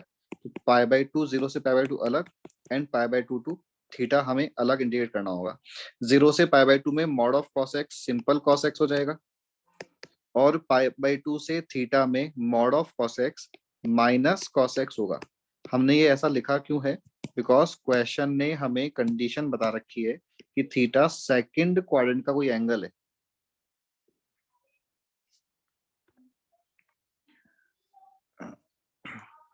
देखो, स्पीड इंप्रूव करने के लिए जो भी तुम रिवीजन कर रहे हो मैथ्स में, वो जो क्वेश्चन मतलब एक तो मैथ्स में बार बार लेक्चर नोट्स पढ़ने से कोई बेनिफिट नहीं होता। लेक्चर नोट्स तो तब पढ़ो जब तुम्हें कोई चीज ध्यान नहीं है, कोई चीज तुम्हें समझनी है। अदरवाइज अगर तुम्हें किसी भी टॉपिक का रिवीजन करना है तो उस टॉपिक के क्वेश्चन सॉल्व करो। और क्वेश्चंस भी जो भी तुमने, जैसे फॉर एग्जांपल कहीं से कोई भी बुकलेट तुम सॉल्व कर रहे हो, कुछ भी बुक सॉल्व कर रहे हो, और मान लो तुम्हें question number 1 to question number 30 का रिवीजन करना है, तो एक तो हमें इन सारे के सारे क्वेश्चंस को कंप्लीटली सॉल्व करना है, यानी कि पूरी कैलकुलेशन करनी है। कई लोग रिवीजन के टाइम पे भी अगर क्वेश्चन भी सॉल्व कर रहे हैं ना, तो ओनली कंसेप्ट का ही रिवीजन करते हैं कि हाँ इस क्वेश्चन में डी पॉजिटिव कर लेंगे, इस क्वेश्चन में डेरिवेटिव कोई ऐसा कुछ कर देंगे, लेकिन हमें वो सारी की सारी कैलकुलेशन करनी है। फाइनल आंसर तक उस पूरे क्वेश्चन को सॉल्व करना है, चाहे कितना ही तुम्हें वो सिंपल क्वेश्चन लग रहा है। तो अगर तुमने रिवीजन के लिए इस क्वेश्चन को उठाया है तो उसको कंप्लीट सॉल्व करो। और सेकंड, कि टाइम लेके बैठो। अगर ये क्वेश्चंस रिलेटिवली सिंपल हैं, जेई मेंस के लेवल के हैं, तो तुम्हें इन 30 क्वेश्चंस को सॉल्व करने के लिए 60 मिनट्स का टाइम लेके बैठना है कि हमें 60 मिनट्स में सारा कुछ कंप्लीट करना है। अब इसमें अपन कैसे टाइम मैनेज कर सकते हैं कि जब अपन कोई भी बुकलेट को फर्स्ट टाइम सॉल्व करते हैं, तब तो हमारा एम होता है कि हमें कंसेप्ट सीखना है। लेकिन जब हम रिवाइज कर रहे हैं तो हमारा एम होता है कि कंसेप्ट उसमें से अपन ने ऑलरेडी सीख लिया है, कि अब टाइम कैसे मैनेज होगा। तो अगर किसी पर्टिकुलर क्वेश्चन में ऑब्जेक्टिव अप्रोच लग रही है, या जो भी तुम्हें शॉर्टेस्ट पॉसिबल वे लग रहा है उस क्वेश्चन का आंसर फाइंड करने का, वो मेथड लगाओ। और कई बार ऐसा भी होता है कि कोई एक क्वेश्चन अपन को लगता है कि ये क्वेश्चन रिलेटिवली सिंपल है, तो हम उसमें उलझ जाते हैं, और आंसर जब तक आंसर मैच नहीं करता हम उसमें लगे रहते हैं। तो जब तुम टाइम लेके बैठ रहे हो, तो हमने कहा कि एक क्वेश्चन के लिए एवरेज टाइम 2 मिनट का है। ये चीज एग्जाम में भी अपन को ध्यान रखना चाहिए। तो एक क्वेश्चन में मैक्सिमम हमें 4 मिनट्स लगाने हैं। अगर 4 मिनट्स में भी वो क्वेश्चन सॉल्व नहीं हुआ, तब चाहे कितना ही तुम्हें लग रहा हो कि नहीं हो जाएगा, थोड़ा सा टाइम लगाऊंगा, तो लेकिन उस क्वेश्चन को हमें छोड़ देना है। अगर हमने पूरा जो 30 क्वेश्चन है उनका रिवीजन कर लिया और फिर टाइम बच गया, या फिर एग्जाम के पॉइंट से बात करें, तो अगर अपन ने पूरे क्वेश्चंस को सॉल्व कर लिया जो अपन को सॉल्व करना था, और फिर टाइम बच गया, तो फिर उस क्वेश्चन को ले सकते हो जिसमें तुम्हें लग रहा है कि हाँ कर सकते हैं अपन क्वेश्चन सॉल्व। लेकिन अगर तुमने स्टार्टिंग में ही 4 मिनट लगा दिया, तो उसके बाद उसको छोड़ के आगे बढ़ो। बहुत ज्यादा किसी पर्टिकुलर क्वेश्चन में उलझना नहीं है, सारे क्वेश्चन इक्वल मार्क्स के हैं, तो एक क्वेश्चन में बहुत ज्यादा टाइम लगाने का कोई मतलब नहीं निकलता। बट अगेन इंपॉर्टेंट ये है कि सारे क्वेश्चंस को कंप्लीट सॉल्व करो। कैलकुलेशन जो है वो बहुत इंपॉर्टेंट है।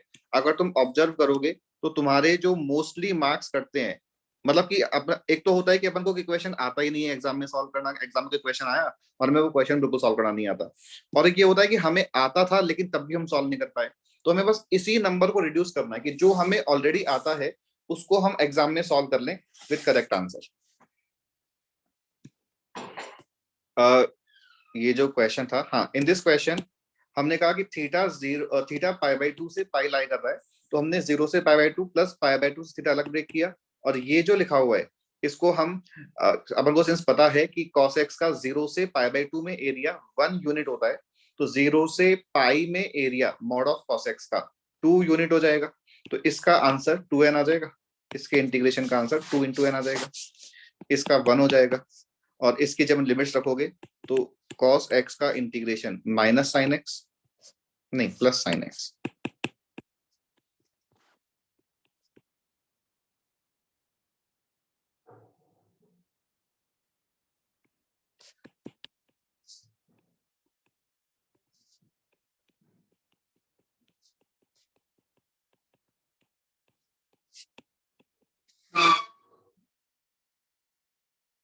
नहीं, अगर तुम्हारा कोई पर्टिकुलर टॉपिक बहुत ज्यादा वीक है तो फिर तुम्हें नोट्स के क्वेश्चन सॉल्व करने चाहिए।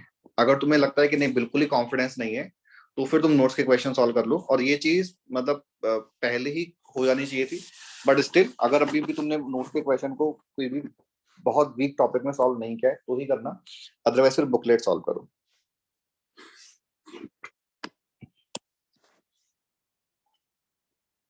बट अगेन एक और चीज की, मैंने जो पहले बोला था कि मैंने ये बहुत मतलब मैक्सिमम स्टूडेंट्स यही करते हैं जो स्टडी भी कर रहे हैं, एफर्ट भी लगा रहे हैं, लेकिन वो क्या करते हैं, मैथ्स के लिए लेक्चर नोट्स को बार बार रिवाइज करते हैं। बिल्कुल भी मत करो ऐसा। लेक्चर नोट्स पढ़ने से मैथ्स में बेनिफिट होता ही नहीं है। क्वेश्चन सॉल्व करोगे तो ही होगा। केमिस्ट्री है, केमिस्ट्री में तुम्हें बार बार लेक्चर नोट्स को पढ़ना होगा, लेकिन मैथ्स में तुमने, जैसे तुम्हें फॉर एग्जाम्पल कोई भी एक पर्टिकुलर चैप्टर का रिविजन करना है, तो तुम्हें अगर लगता है कि उस चैप्टर में कई सारे फॉर्मूले हैं, तो एक बार क्विकली ओनली फॉर्मूले फॉर्मूले का रिवीजन कर लिया। जो अपन ने क्लास नोट्स में एग्जांपल्स कर रखे हैं उनको स्किप करो।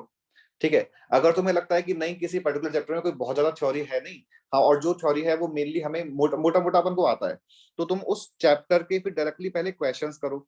जब तुम क्वेश्चन सॉल्व करोगे ना, तो तुम्हें समझ आएगा कि तुम्हें इस कंप्लीट चैप्टर के कौन कौन से सब टॉपिक्स की थ्योरी में थोड़ा डाउट है। फिर अपन ने वो होमवर्क कर लिया, उसके बाद हम उन पर्टिकुलर पॉइंट्स की थ्योरी को रिवाइज कर लेंगे जिनमें हमें थोड़ा बहुत कंफ्यूजन था। बट क्वेश्चन सॉल्व करना बहुत इंपॉर्टेंट है विद कंप्लीट कैलकुलेशन।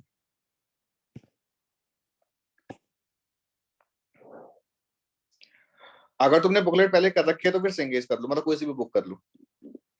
बट लेकिन जो भी तुम सॉल्व कर रहे हो ना, उसके फिर तुम्हारे पास सॉल्यूशंस भी होने चाहिए। ऐसा ना हो कि तुमने सॉल्व किया और जो डाउट्स हैं वो डाउट्स के डाउट्स ही रह गए, वो क्लियर ही नहीं हुए अपने।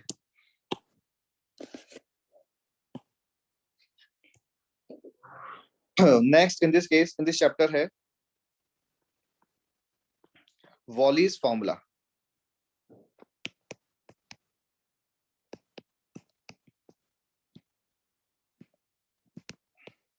वॉलीज फॉर्मूला क्या है कि अगर हम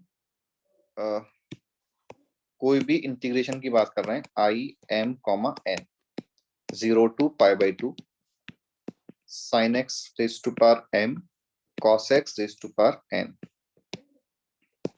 where m and n are integers। तो आई एम एन का आंसर आएगा m-1 m-3 and so on up to last में जाके 2 और 1 n-1 n-3 and so on last में जाके 2 और 1 upon m+n m+n-2 m+n-4 and so on 2 और 1 तक into k, where k is equal to π/2 if both m and n are even and k का value is 1 otherwise। मतलब कि अगर दोनों में से एटलीस्ट 1 ऑड है तो फिर k का वैल्यू 1 हो जाएगा। और एक सिंपल सा क्वेश्चन कि अगर ये बोला जाए कि integration of sin cube x cos raised to power 4x 0 to π/2, तो यहाँ पे m-1 से शुरू करना है, दैट इज 3-1 यानी कि 2 से शुरू करना है। और एंड कब करना है, जब लास्ट में 2 या 1 आ जाए तो एंड कर देना है। तो हमने 2 से शुरू किया और सिंस 2 ही आ गया तो यहीं पे एंड भी कर देंगे। कॉस की बात करें तो कॉस में पावर 4 है, तो 4-1 यानी कि 3 से शुरू करना है और हमें 2 का डिफरेंस लेना है, तो 3 के बाद फिर 1 आ जाएगा, तो 1 पे एंड कर देंगे। डिनोमिनेटर में 3 + 4 7।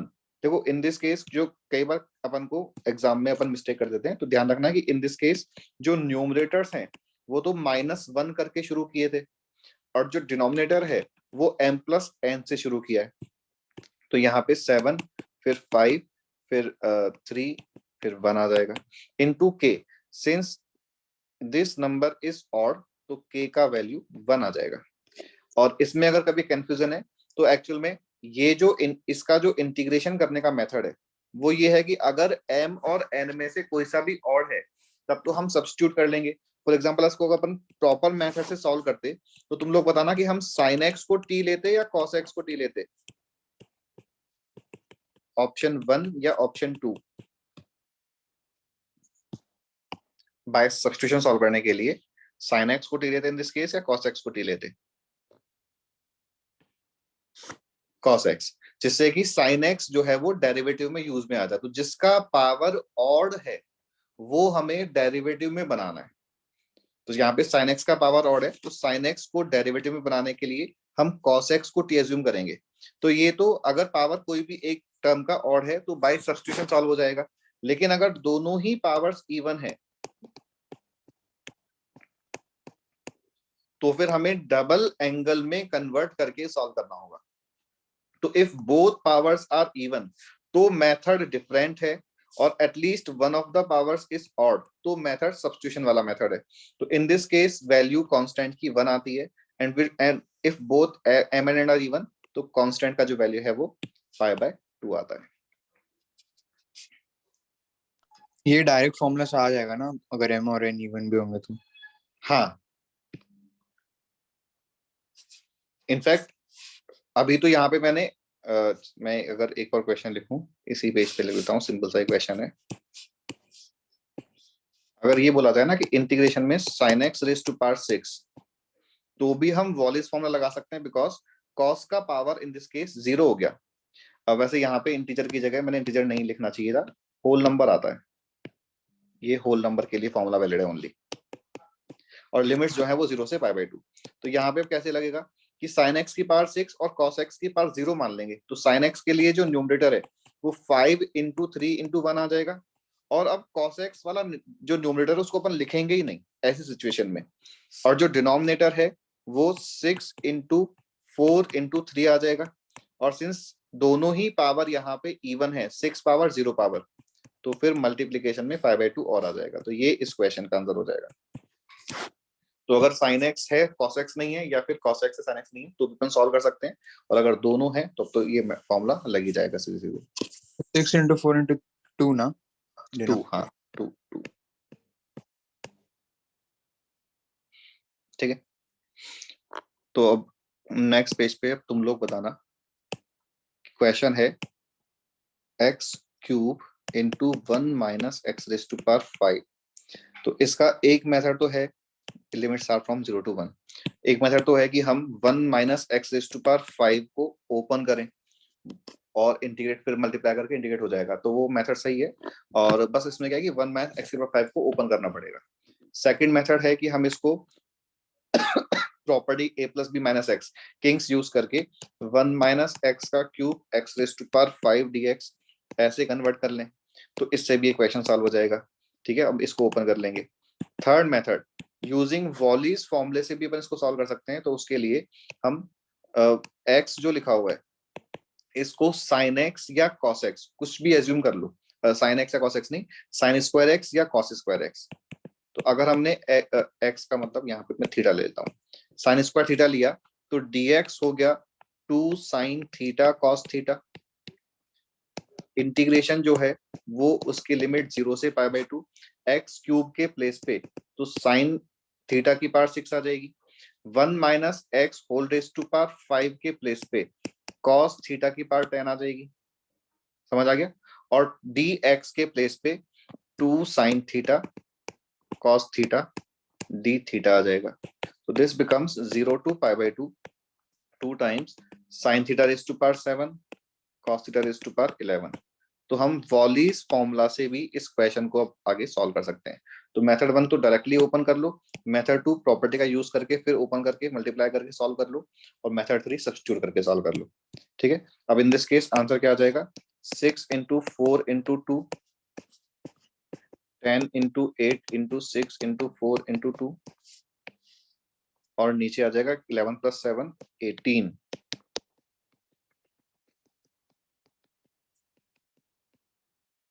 ऐसे कुछ। ठीक है, अभी मैंने रैंडमली कोई नंबर्स लिखे थे तो बहुत लेंथी सा आंसर आ रहा है, बट अपन इसको इस तरह से भी सॉल्व कर सकते हैं। तो ये हमने अभी वॉलीज फॉर्मूला में कन्वर्ट करके सॉल्व किया है। नेक्स्ट क्वेश्चन की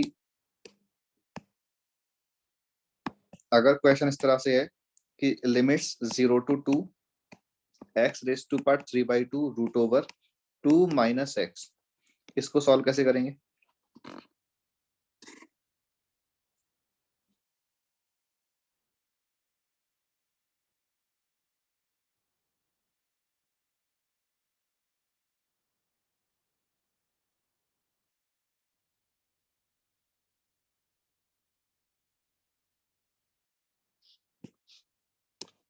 नहीं समझ आया?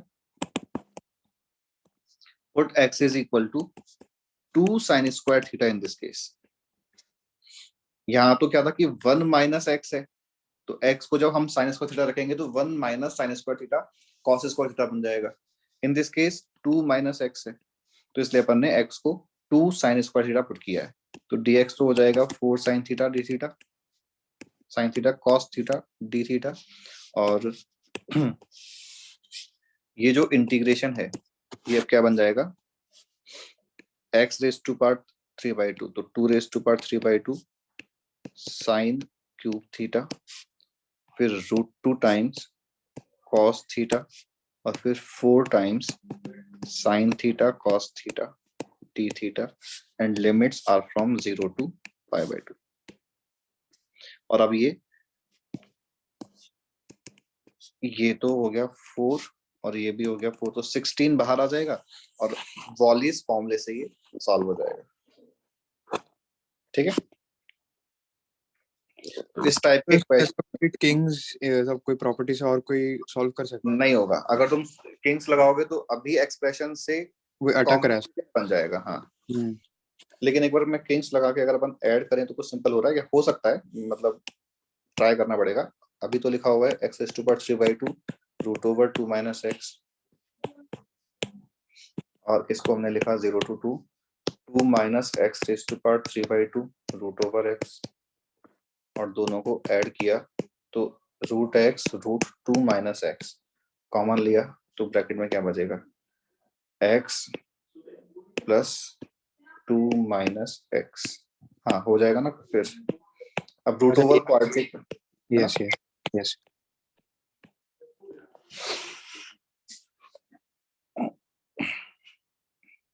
इसको तो कंप्लीट द स्क्वायर मेथड से करके फिर कर देंगे ना। हाँ, फिर फॉर्मूला यूज करके root over quadratic. Next is Leibniz theorem.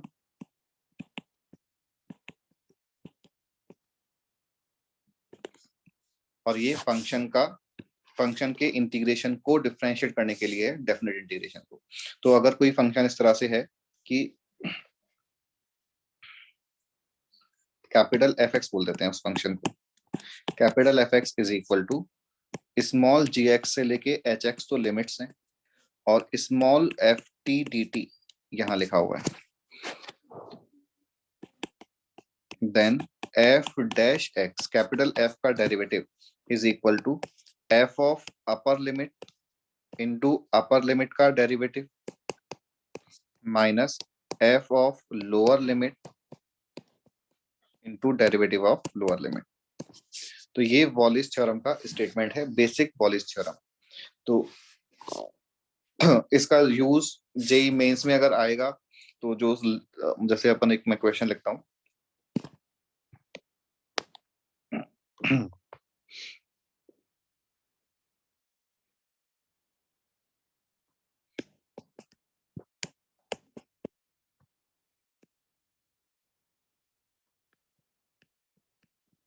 Zero to X square cos of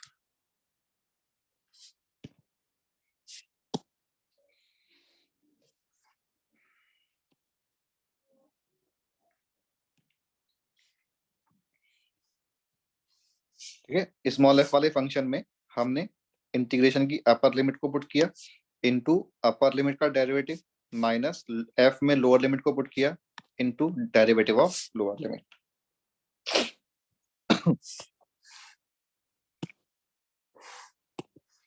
ठीक है, इंटीग्रेशन में cos of T square D T upon x cube sine x. X cube नहीं है, एक्स साइन एक्स लिखा हुआ है, या एक्स स्क्वायर कर लो चलो।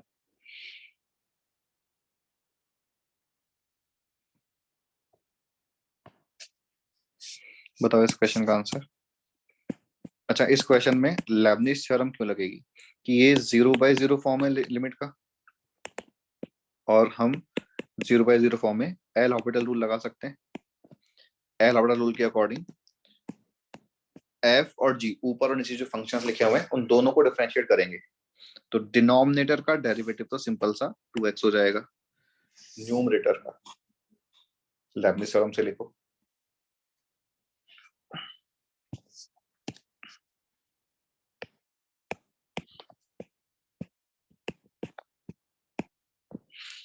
cos ऑफ टी स्क्वायर में टी के प्लेस पे upper limit into derivative of upper limit, और since lower limit in this case constant है तो उसका डेरिवेटिव 0 बन जाएगा। तो ये लेबनिज थ्योरम से हमने इंटीग्रेशन को डिफरेंशिएट किया, और अभी आंसर 1 आ गया।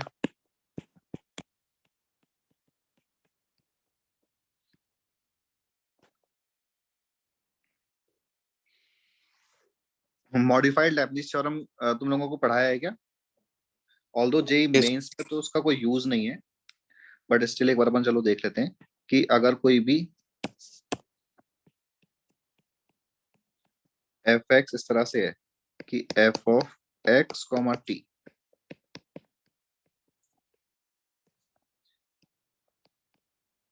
जी एक्स से लेके एच एक्स,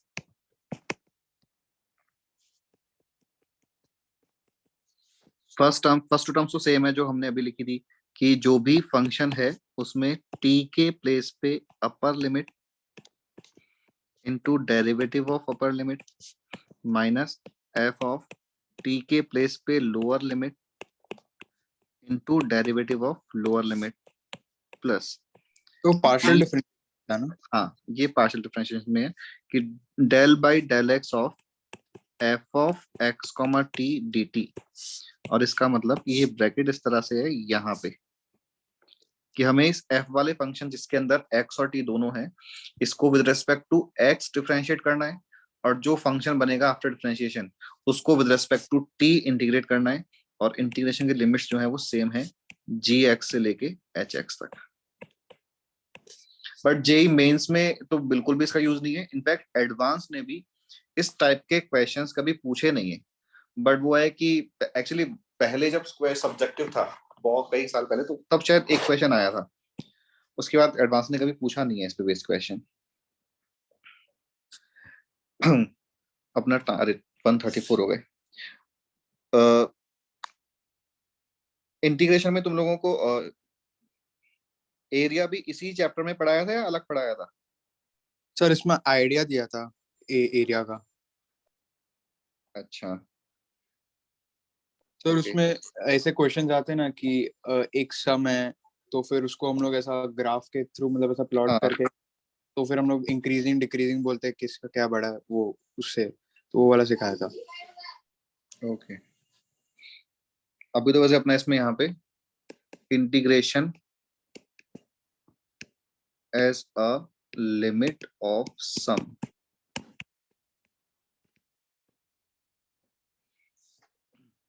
जैसे इस टाइप के क्वेश्चंस होते हैं कि limit n approaching to infinity 1/1 plus n plus 1/2 plus n plus 1/3 plus n and so on,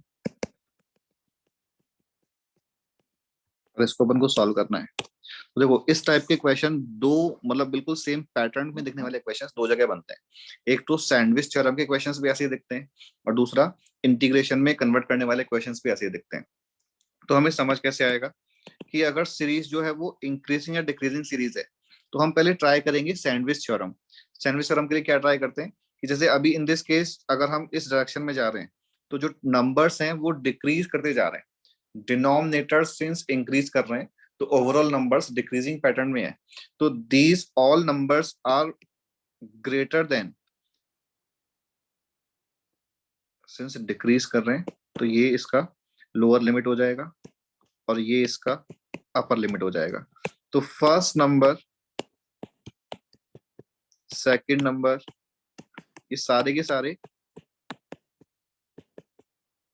इनके बीच में लाई करेंगे, ठीक है।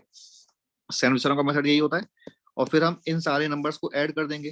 तो ऐड करोगे तो मिडिल में तो जो गिवन सीरीज है वो बन जाएगा, जो क्वेश्चन में दे रखा है। मैंने ये इनइक्वालिटी का साइन जो है वो उल्टा लगाया है।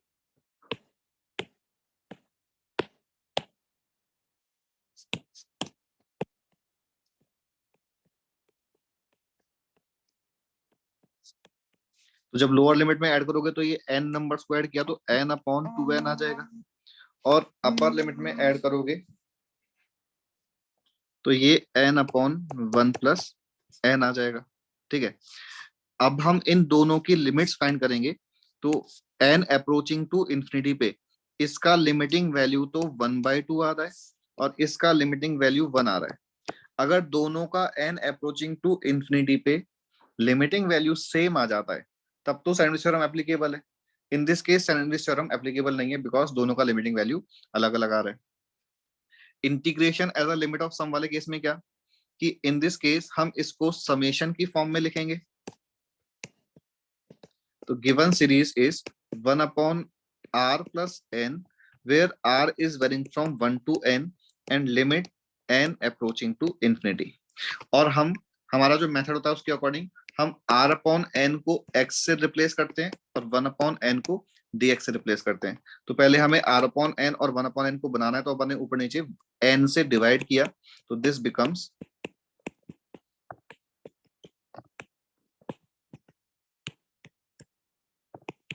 नाउ 1/n के प्लेस पे dx आ जाएगा, r/n के प्लेस पे x आ जाएगा, समेशन के साइन पे इंटीग्रेशन का साइन आ जाएगा और lower limit and upper limit ये अपन कैसे डिसाइड करते हैं कि since lower limit and upper limit x की है तो x जो हमने r/n बोला है तो x की लोअर लिमिट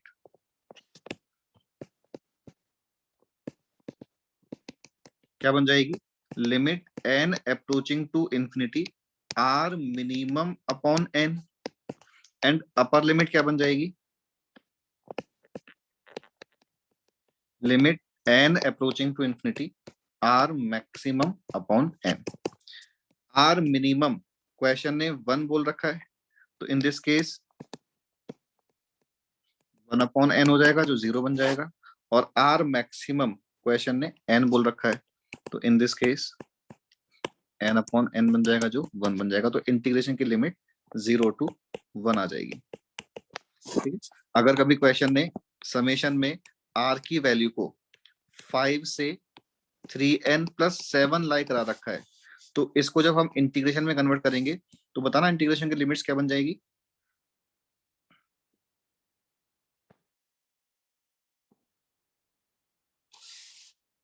सेम सिचुएशन है और लिमिट में r को 5 से 3n + 7 वेरी करा रखा है।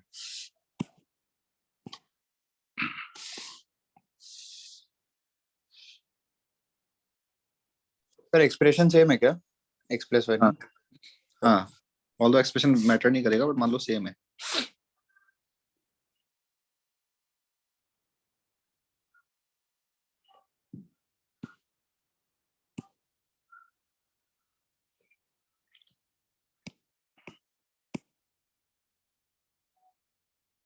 नहीं देखो यहाँ पे 0 to 0 to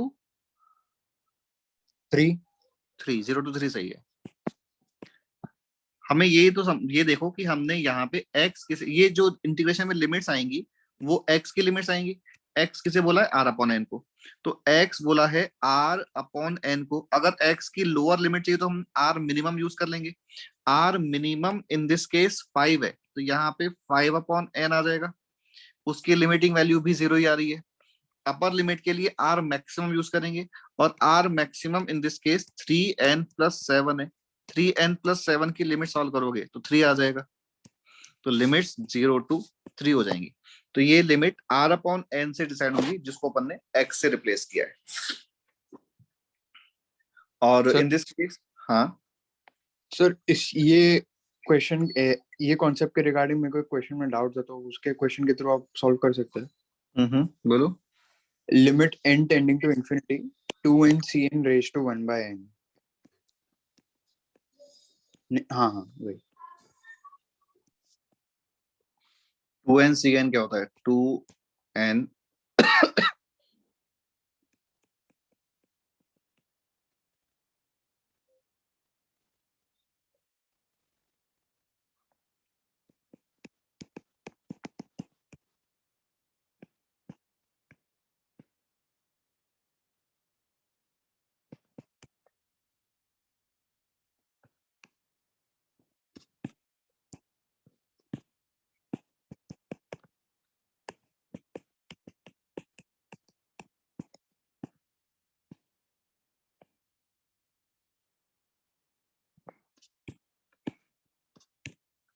तो ये एक्सप्रेशन लिखा हुआ है। Yes sir. ठीक है। अगर हम यहाँ पे अब पैटर्न बनाएं तो ऊपर तो n+r है और नीचे r है, तो ये हो गया product of n+r r varying from 1 to n। अगर अपन जा रहे हैं तो डिनोमिनेटर को हम n -r+1 बोलना पड़ेगा। तो न्यूमरेटर में n प्लस r कैसे है? n+1 n+2 n+3 and so on कर लेंगे। हम ठीक। ऐसा कर सकते हैं 2n -r और ये n-r। चलो ये ट्राई करके, ये थोड़ा सिंपल लग रहा है। तो 2n -r upon n-r, but now r is varying from 0 to 0 to 1। n-1। ठीक है। और इसका whole raise to power 1/n है। इसको हमने कुछ y बोल दिया। सिंस अभी जो मेथड है अपना, उसमें हमें सारा कुछ समेशन में कन्वर्ट करना होता है, और यहाँ पे जो क्वेश्चन आ रहा है उसमें प्रोडक्ट में आ रहा है, तो प्रोडक्ट को समेशन में कन्वर्ट करने के लिए लॉग ले लेंगे। हाँ। तो this becomes 1/n summation of ln of 2n -r upon n-r।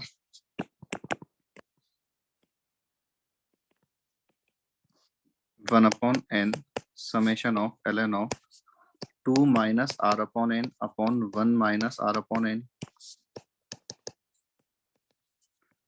Integration of ln of 2 -x upon 1 -x।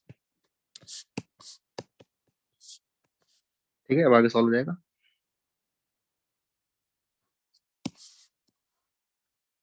ये step 1, step 2, step 3 and step 4। देखो कोई स्टेप पूछना है?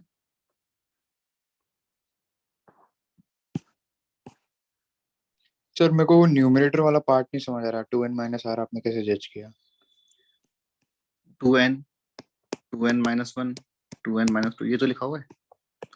तो 2n -0 2n-1 2n-2 ऐसे ट्रीट कर लिया। तो r की वैल्यू 0 पुट करेंगे तो फर्स्ट टर्म आ जाएगी, 1 पुट करेंगे सेकंड टर्म आ जाएगी, एंड सो ऑन। अच्छा यस, सॉरी सॉरी, यस हाँ हाँ। और लास्ट में जो इंटीग्रेशन में कन्वर्ट किया वो समझ आ गया। Yes 1 yes. के प्लेस पे dx आ गया और r/n के प्लेस पे x आ जाएगा और लिमिट्स 0 to 1 हो जाएंगी।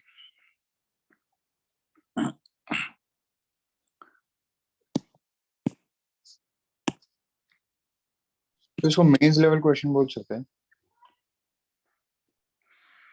नहीं, मेंस में मतलब इतना, वैसे तो सिंस ये बहुत स्टैंडर्ड क्वेश्चन है, मेंस वाला क्या करता है, या तो सिंपल क्वेश्चन देगा, या फिर अगर टफ क्वेश्चन देगा तो वो क्वेश्चन तुम्हारा कहीं ना कहीं देखा हुआ होगा, मतलब कि वो क्वेश्चंस को फिर रिपीट करता है। तो ये वाला क्वेश्चन बहुत स्टैंडर्ड तो इसलिए आ सकता है मेंस में। अदरवाइज अगर ये कोई बिल्कुल न्यू क्वेश्चन होता तो इस लेवल का क्वेश्चन मेंस में नहीं आता। कई बार तो जेई एडवांस के, इनफैक्ट जेई मेंस के क्वेश्चंस और जेई एडवांस के क्वेश्चंस दोनों ही रिपीट कर देता है JEE mains.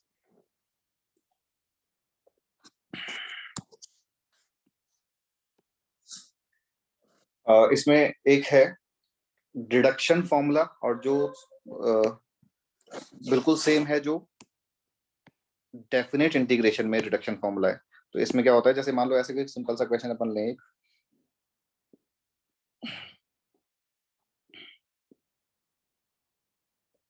Simple question, integration of, हाँ एस्टिमेशन ऑफ इंटीग्रल भी है। इंटीग्रेशन अगर हमने ये बोल दिया कि I N is equal to 10x raise to power n 0 to pi by 4, then show that in plus in minus 2 is equal to 1 upon n minus 1। तो यहाँ पे in in terms of in minus 2 आ रहा है, n जो है वो natural number बोल रखा है।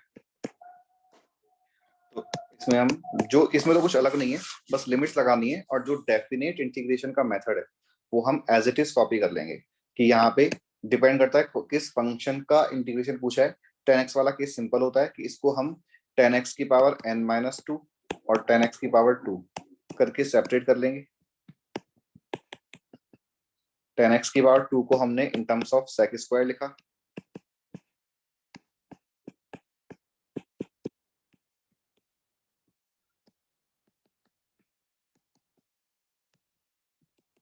और सेपरेट किया तो ये बन गया 10x raise to power n minus 2x into sec square x dx 0 से pi by 4 minus 10x raise to power n minus 2x dx 0 to pi by 4। इसको जब 10x को t लेके सॉल्व करोगे तो इसका इंटीग्रेशन का आंसर 1 अपॉन n माइनस 1 आ जाएगा। और ये जो सेकंड वाला पार्ट लिखा हुआ है इसको हम i n माइनस 2 बोल सकते हैं। तो i n is equal to 1 upon n minus 1 minus i n minus 2 आ गया। तो इस तरह से हम यहाँ पे सिंप्लीफाई कर सकते हैं। अब जैसे एक क्वेश्चन, अब थोड़ा इसमें कई बार थोड़ा डिफरेंट क्वेश्चन बन जाता है, लेकिन ये वाला क्वेश्चन एडवांस लेवल का है, मेंस का नहीं है। कि minus pi to pi sine of pi X into 1 plus pi raise to power X, sine of pi X नहीं है, ये साइन ऑफ एन एक्स है।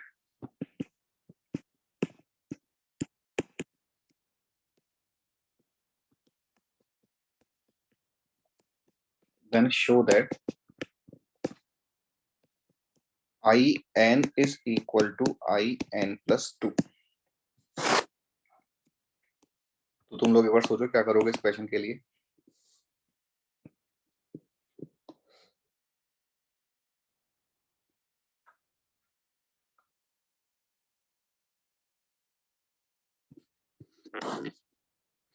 एक तो माइनस पाई टू पाई दिख रहा है, तो इसका मतलब कि minus A to A. Property 4 apply करने पहले तो जिससे थोड़ा सिंपल हो जाए। तो प्रॉपर्टी 4 अप्लाई किया तो 0 से pi sine of N X 1 plus pi raise to power X sine X plus sine of minus N X 1 plus pi raise to power minus x sine of minus X F X plus F of minus X D X. अब जब हम ये वाला negative और ये वाला negative बाहर लेंगे तो ये कैंसिल हो जाएगा, ठीक है। इसका मतलब कि sine N x upon sine x तो कॉमन आ जाएगा। ब्रैकेट में क्या बचेगा 1 plus pi raise to power X plus 1 upon 1 plus pi raise to power X plus 1 upon 1 plus pi raise to power minus X. और ये वाला bracket simplify करोगे तो 1 बन जाएगा। हम लागे आई एन हमारे पास sine of N x upon sine x आ गया, इसका integration 0 to pi. Now we have to prove that I N is equal to I N plus 2। तो अभी यहाँ पे हम ऐसा कर सकते हैं बिल्कुल कि साइन ऑफ एन एक्स को sine of N plus 2 minus 2x करके लिखें और फिर sine of N plus 2 minus 2x और फिर sine of a minus B के फॉर्मूले से n प्लस 2x a हो गया और 2x b हो गया, ओपन कर लें। लेकिन उससे सॉल्व तो होता है लेकिन बहुत लेंथी हो जाता है। तो ऐसे सिचुएशन में सिंपल मेथड क्या है कि मैं नेक्स्ट पेज पे लेके जा रहा हूँ कि since we have to prove that I N plus 2 is equal to I N, तो हमने क्या किया I N plus 2 minus I N consider किया। तो आई एन प्लस 2 क्या बन जाएगा sign of N plus 2x और साइन एन एक्स डिनोमिनेटर दोनों का सेम है। और अभी ये क्वेश्चन बहुत सिंपल हो जाता है कि हमने sine C minus sine D apply किया, तो sine C minus sine D is 2 cos c plus D by 2, sine C minus D by 2,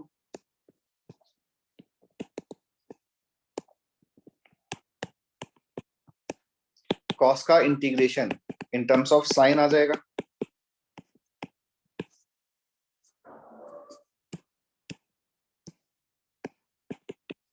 लेकिन जब लिमिट्स पुट करोगे 0 और पाई तो 0 आ जाएगा।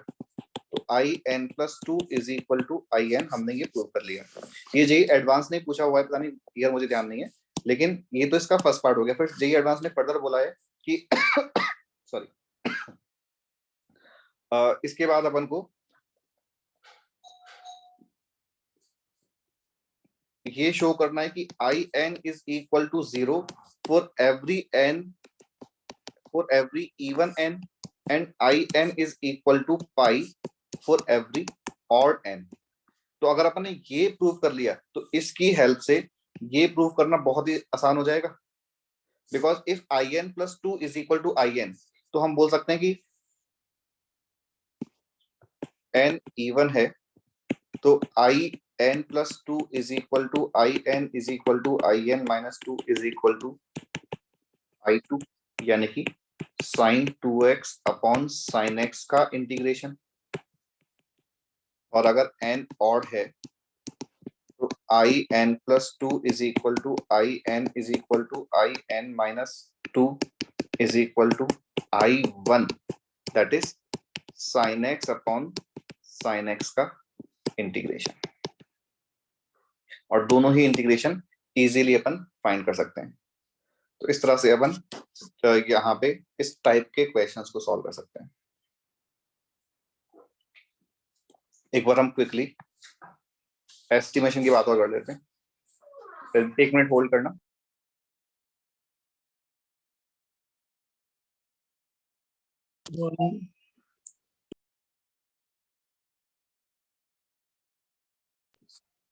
एस्टिमेशन ऑफ इंटीग्रल, इसमें जैसे वो फंक्शन जिनका हम इंटीग्रेशन नहीं कर सकते, लेकिन उसका पर्टिकुलर और जो अपन ने डेफिनेट इंटीग्रेशन की लिमिट्स पढ़ी हैं उनसे भी वो सॉल्व नहीं होते, तो हम उनके एरिया का एस्टिमेशन फाइंड करेंगे कि वो एरिया किन दो नंबर्स के बीच में लाई करेगा। और एस्टिमेशन ऑफ इंटीग्रेशन में सिंपल से सिंपल और टफ से टफ कितना ही टफ क्वेश्चन बना सकते हो, वो डिपेंड करता है क्वेश्चन सेट करने वाले के ऊपर। और जेई एडवांस ने इसमें टफ क्वेश्चंस पूछे हुए भी हैं, लेकिन जेई मेंस में सिंस टफ क्वेश्चन आते नहीं तो कोई प्रॉब्लम वाली बात है नहीं। एस्टिमेशन का जो बेसिक अप्रोच होता है वो तो ये है कि अगर हमें कोई एफ एक्स का एरिया फाइंड करना है ए टू बी, और एफ एक्स जो है वो इंटीग्रेबल नहीं है, तो इसका बेसिक मेथड ये है कि अगर F X given interval A to B में कोई भी दो फंक्शन जी एक्स और एच एक्स के बीच में लाई कर रहा है, तो फिर एफ और जी एक्स और एच एक्स इस तरह के फंक्शंस हैं जिनका इंटीग्रेशन करना अपन को आता है, तो फिर एफ एक्स का एरिया ए टू बी भी इन दोनों फंक्शंस के रेस्पेक्टिव एरियाज के बीच में लाई कर जाएगा। ये तो इसका बेसिक स्टेटमेंट है एस्टिमेशन ऑफ एनी फंक्शन। लेकिन इसके लिए ये मेथड लगाना तो बहुत ही मुश्किल है कि हमें एच एक्स और जी एक्स दो ऐसे फंक्शंस को सोचना है जिनके बीच में एफ एक्स लाई कर रहा हो, और हमें एच एक्स और जी एक्स दोनों का इंटीग्रेशन भी पता होना चाहिए।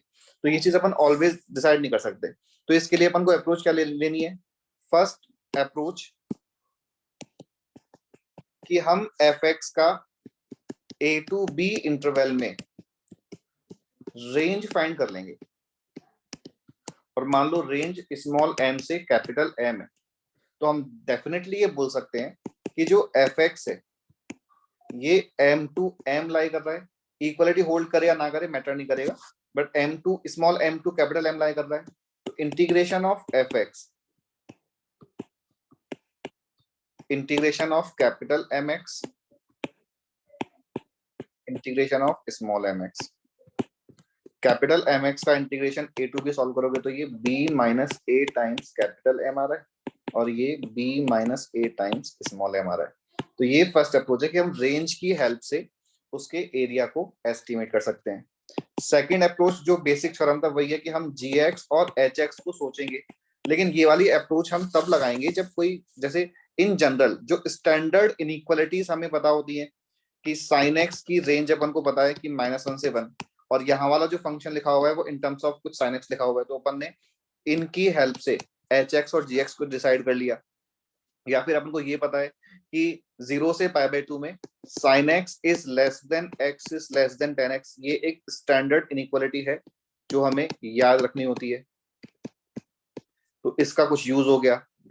या फिर अगर x 0 to 1 है तो we know that x square जो है वो x से लेस होगा और 0 से ग्रेटर होगा, या x की जो हायर पावर्स हैं 0 to 1 अगर x लाई करेगा तो x की हायर पावर्स जो है वो x रेज टू पावर 1 से लेस ही होंगी, तो इसका यूज कर सकते हैं। जैसे कि e raise to power x square का एस्टिमेशन करने को बोल रहा है क्वेश्चन 0 to 1 में, तो अपन ये बोल सकते हैं कि ये वाला जो एरिया है ये e raise to power x 0 to 1 और 0 का एरिया 0 to 1 के बीच में लाई करेगा, यानी कि 0 और यहां से आंसर आ जाएगा e-1, तो 0 से e-1 के बीच में लाई करेगा। तो सेकंड अप्रोच ये है। थर्ड अप्रोच कि मान लो कोई फंक्शन है, उसका हमने ग्राफ बना लिया, उसका इंटीग्रेशन तो अपन को नहीं आता लेकिन अपन ने ग्राफ बना लिया। अब वो डिपेंड करेगा कि क्वेश्चन ने ऑप्शंस क्या सोच के बनाए हैं। जेई ने जो पूछा हुआ है वो एक शायद e raise to power x square या e raise to power -x square के लिए पूछा हुआ है, तो उसमें 1/√2 पे ब्रेक किया, तो हम ये बोल सकते हैं कि जो ये टोटल एरिया होगा y is equal to fx का जो एरिया होगा वो इस एरिया से, जो मैं ब्लैक में शेड कर रहा हूं, इस एरिया से ग्रेटर होगा और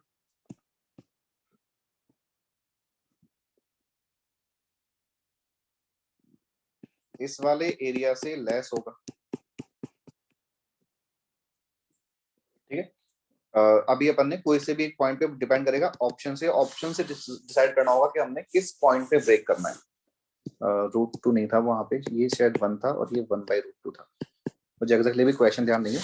तो बट इस तरह से अपन ग्राफ की हेल्प से भी एरिया फाइंड कर सकते हैं। ग्राफ का और फर्दर यूज क्या है कि मान लो कोई ग्राफ इस तरह से बन रहा है,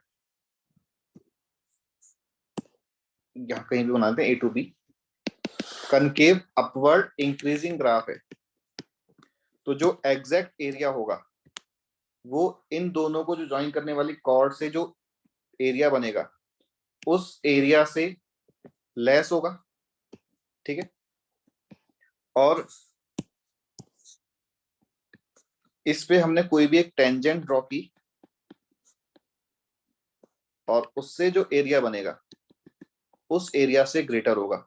ये वो वाली बात है क्वेश्चन को टफ से टफर बनाने के मेथड्स, कि एक तो मतलब सिंपल क्वेश्चन की हम रेंज की हेल्प से आंसर फाइंड कर लें, फिर सेकंड स्टेप कि हमने कोई भी gx और hx फंक्शन को स्टैंडर्ड इनइक्वालिटी से डिसाइड कर लिया। थर्ड और भी टफ हुआ कि हमने एरिया को रेक्टेंगल्स में डिवाइड कर करके लेस या ग्रेटर बता दिया। फोर्थ कि हमने उन दोनों को ज्वाइन करने वाली कॉर्ड से जो एरिया बन रहा है उसकी बात की, और टेंजेंट से जो एरिया बन रहा है उसकी बात की। तो इस तरह से हम एस्टिमेशन के क्वेश्चंस को सॉल्व कर सकते हैं। ठीक है, बट ये वाले क्वेश्चंस अभी तक जेई ने पूछे तो नहीं है, ये वाला पूछा है।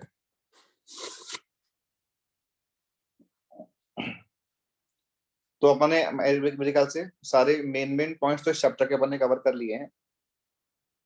तो बस अगेन लास्ट में एक और चीज बस यही है कि मेंस के लिए कंसेप्ट के डिटेल में जाना बहुत जरूरी नहीं है, बस बेसिक कंसेप्ट पता होना चाहिए, और क्वेश्चन की प्रैक्टिस बहुत इंपॉर्टेंट है कि हम कम टाइम में करेक्ट कैलकुलेशन के साथ क्वेश्चन सॉल्व करें।